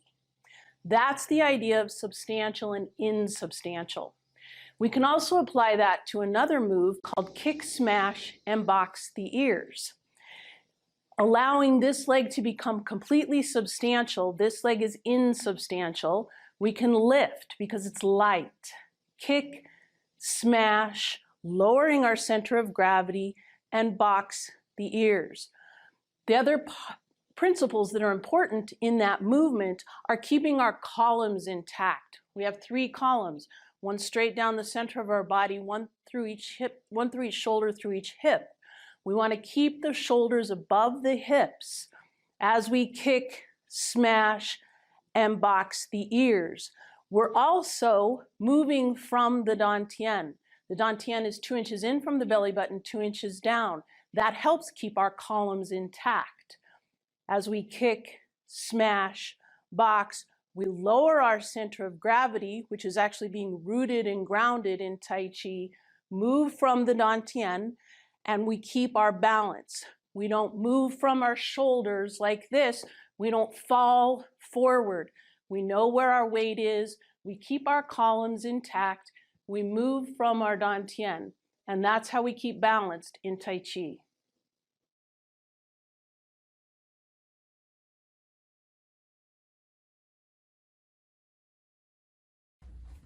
Hello, my name is Bill Case. I'm a physical therapist, and I believe one of the most important things to be considered when anytime someone has balance issues, especially the older adults, is their posture. Yes, it's important to have good strength, balance, and flexibility. However, without good posture, their center of gravity is affected. And the center of gravity, what I mean by that is when someone is standing upright, the ears on top of their shoulder, head's back, and they're balanced to where your body is not going forwards or backwards, and they can maintain their center of gravity upright for balance. If the shoulders are forward and the head's forward, the tendency is when you're walking, you tend to shuffle and not pick up your feet. As you're standing upright, it's easier to pick up your feet to prevent falls. And the number one reason that most older adults falls is from a trip. So by focusing on posture just as much as the other components, you're able to mitigate some of the problems that a lot of people are going to get into from having poor posture. So many times when patients come to my clinic, they have coming for balance. I show them, the first thing I do as far as the exercises, I show them their posture and what we're trying to achieve as best as possible to keep their posture upright in the center of gravity so where they're safe and balanced. So to start off, I'll have them lean up against the wall and just Be as straight as you can. If they can't get real straight back and they need to bend their knees, push your feet out a little bit to bend their knees to get their low back flat, that's fine. Most importantly, the head, you want to make sure your head, which kind of drives your posture, to do it. Well, I like to show them what's called a chin tuck, where you take your fingers, or just be aware of that. Just take your head and bring it into your throat. You'll feel a stretch in the back of your neck. Pull your shoulders back and maintain that posture, that positioning for about 5 counts. So 1, 2, 3, 4, 5, and just kind of relax and get out of that so you can at least know what that felt like and reproduce it again. Chin tuck, head's back on the wall, looking straight ahead. Pull your shoulders back and holding that position with the pelvic tilt and your back's flat. Now the wall is straight. If you're touching the wall, then obviously you're straight. But most importantly, the ear, the bottom of the ear is at the end of the shoulder, the top of the shoulders. So holding that back, to check yourself, you can stand upright now and then take a couple steps next to the mirror and then turn your head. From this position, you can see that my earlobe is lined up with the top of my shoulder, and now I can see what it feels like to be upright. So if you're at a friend's house, you're at the mall, you're at the movies, a restaurant, and you feel like you're slouching, or someone tells you you're slouching and you don't want to, think about what you did here practicing in the bathroom and find something with a reflection on it. If necessarily nothing else, go to the bathroom and just stand, pull your head back, shoulders back, and now you turn your head and you can see your earlobes at the top of your shoulder. Now you know what it feels like to be upright, and you can practice that the rest of the evening. So when you are walking, you are more aware of picking up your feet, looking straight ahead, having more energy, feel more productive, but most importantly, looking good as you're walking around, preventing falls.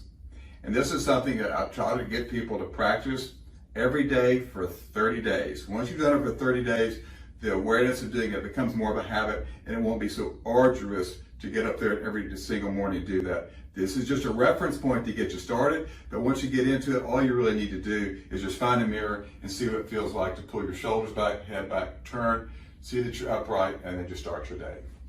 Thank you very much.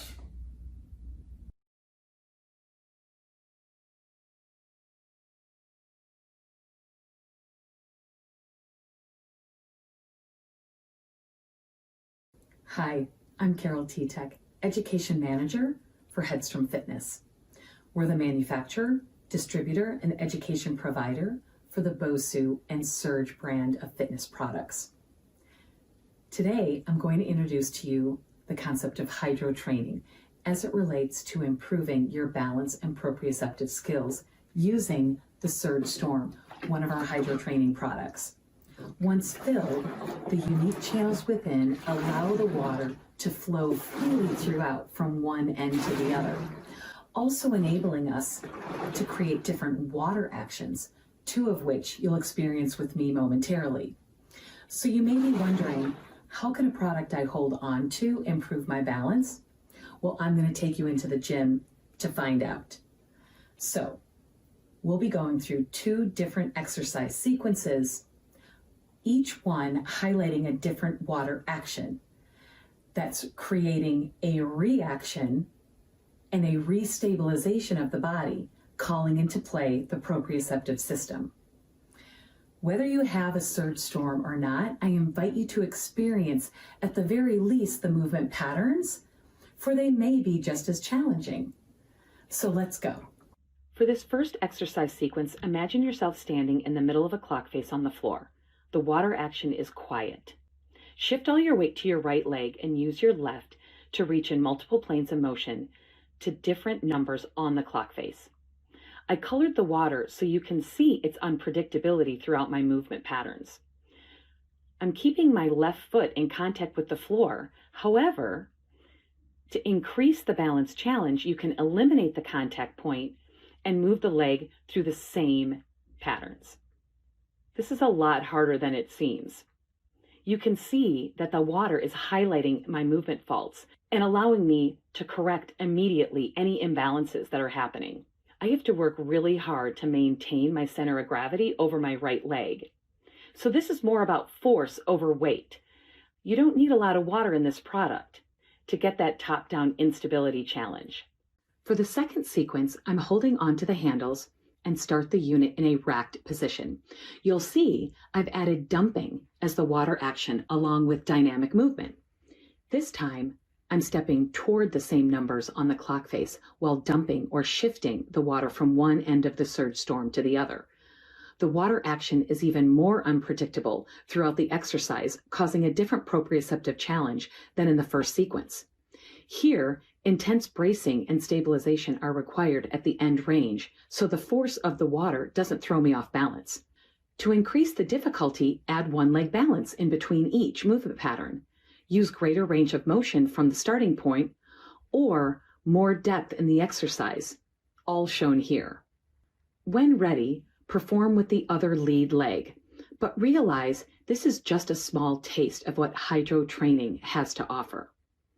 The constant proprioceptive challenge and immediate feedback from a top-down, water-based workout can promote improved balance and more efficient movement in everyday life activities. And I know we all would like that. Until next time, stay safe and healthy. Thanks for joining me.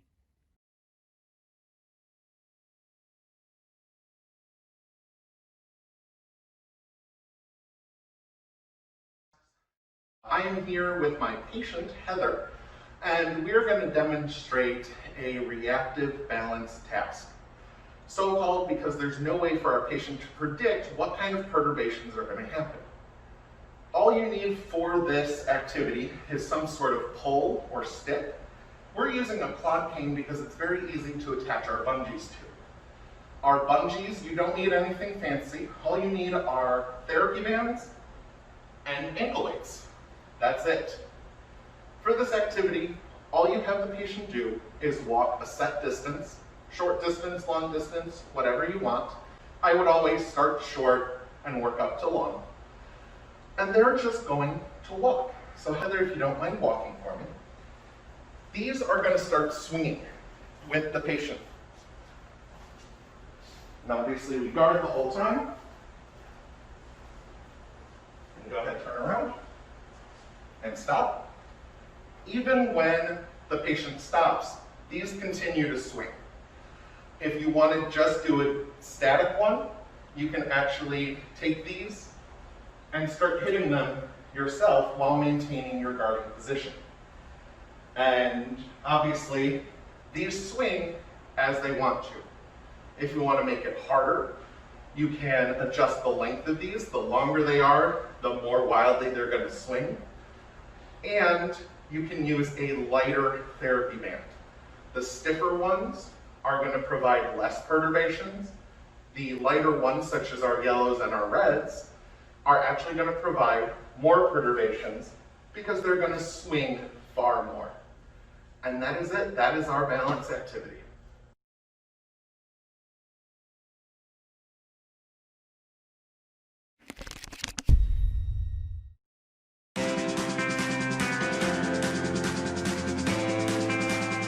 Parkour is the art of moving through the environment in a smooth, efficient manner. PK Move is dedicated to sharing the transformative power of parkour. You get a lot of physical strength by overcoming physical obstacles, but at the same time, you increase your self-confidence, you have a different view of the world often, and it can be a very life-changing thing. It's really, really fun. The best thing about parkour is you don't need very much to do it. You can do it anywhere. Our classes are small, and we really tailor each class to who shows up. A lot of people view parkour as something meant for super fit young people. For PK Silver, we have no upper age limit. We generally say 50 years old. A lot of times they'll say, how can you possibly do that with senior citizens or these more fragile populations? We work a lot on lower body strength and balance.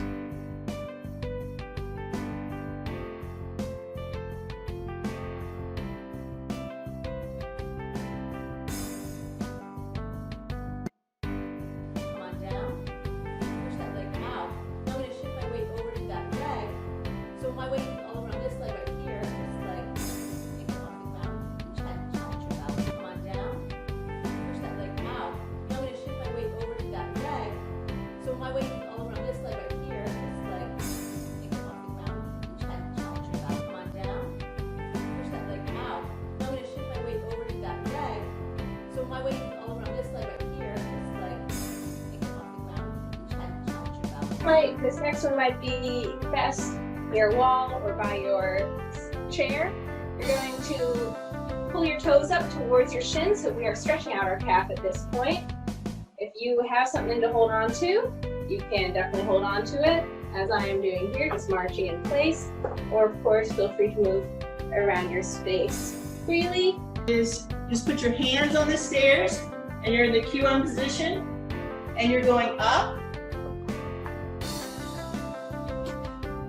and then you're going down. Just put your hands on the stairs, and you're in the Q1 position, and you're going up, and then you're going down. Just put your hands on the stairs, and you're in the Q1 position, and you're going up, and then you're going down.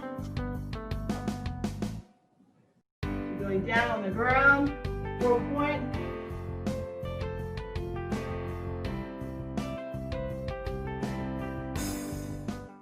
You're going down on the ground, 4 point.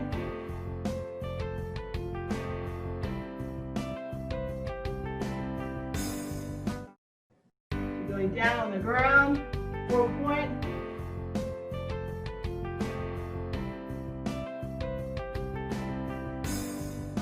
So we're gonna go here, here, here, and then pulse down like this a little bit into a side lunge like Rosie just had us doing. So we're gonna go here, here, here, and then pulse down like this a little bit into a side lunge like Rosie just had us doing. So we're gonna go here, here, here, and then pulse down like this a little bit into a side lunge like Rosie just had us doing. Side.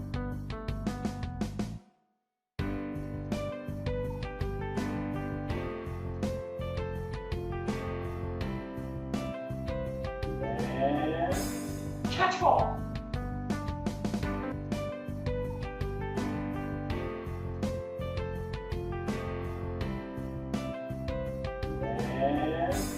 Catch ball.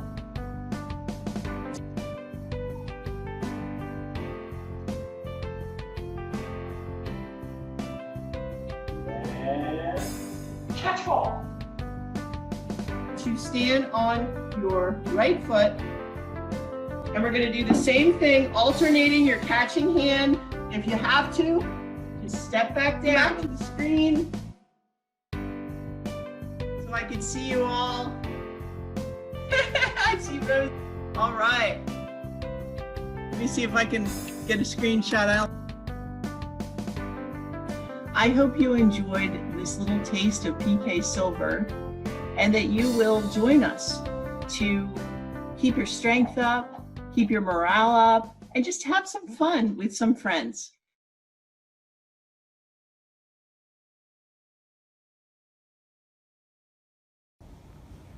Hi, my name is Kim Thomas. I'm a physical therapist assistant with Legacy Healthcare, and we are going to work on a few balance exercises by walking backwards. So, Mr. Bill, I want you to go ahead and take a step backwards and keep going. Use the counter as needed if you need it for balance. Keep walking backwards. Little bit bigger steps.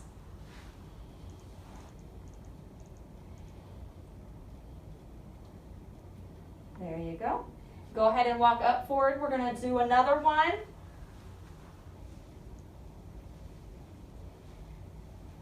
So as your patient, go ahead and walk backwards, Mr. Bill. So as your patient can perform exercises with walking backwards with no hands. Good job. Go ahead and go forward. We're going to change the environment as it would be in a home. Okay. We're going to dim the lights. 1 second. Okay. We're going to dim the lights and have the patient perform it again. Stepping backwards. Good. If you need support by the counter, it's there. Yes, sir. I see it. Good. All right. If your patient can perform that, you can go ahead, step forward. And now have them perform it with their eyes closed. Always remind them that the counter is close enough if they need support. Okay. Close your eyes. Close my eyes. All right, and let's walk backwards.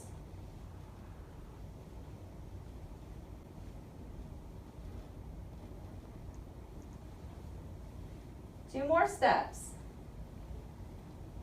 There you go. All right. Stay right there, Mr. Bill. It's more difficult with the eyes closed. Yes, it is. So you can always challenge your patient in different areas with different lighting, but this is something that helps them throughout their daily routine of backing up through sitting down into chairs, at the counters in their kitchen, anywhere that is necessary to step backwards. This is a good way to practice.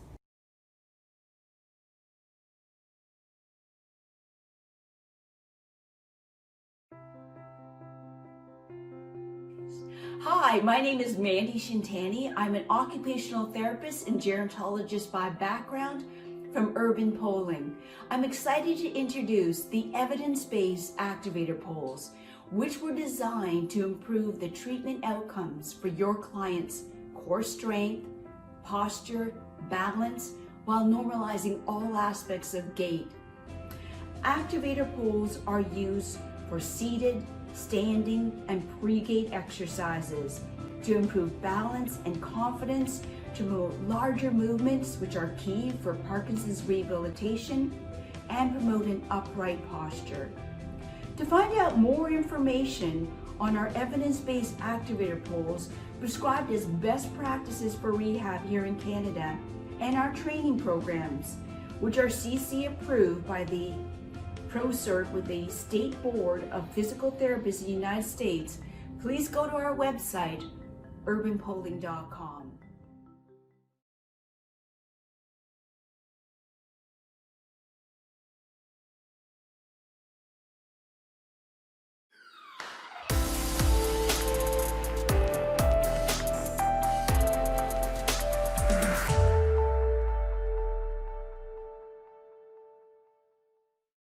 All right, so thank you so much. We have come to the end of the Better Balance and Fall Prevention Summit hosted by ZIBRIO. I've got my colleague, Andrea Case-Rogers, with me here today. Andrea, what did we think? What an amazing summit. I mean, those panelists, the thoughtfulness, the stories, they gave it their all, and I loved it. I feel really inspired myself. I really do. I do. From the fitness panel yesterday and some of those great stories of comeback, through to having a better understanding of some of the issues that people are grappling with right away across the spectrum. Yeah, and of course we had the ZIBRIO Smart Scale launch right in the middle earlier today.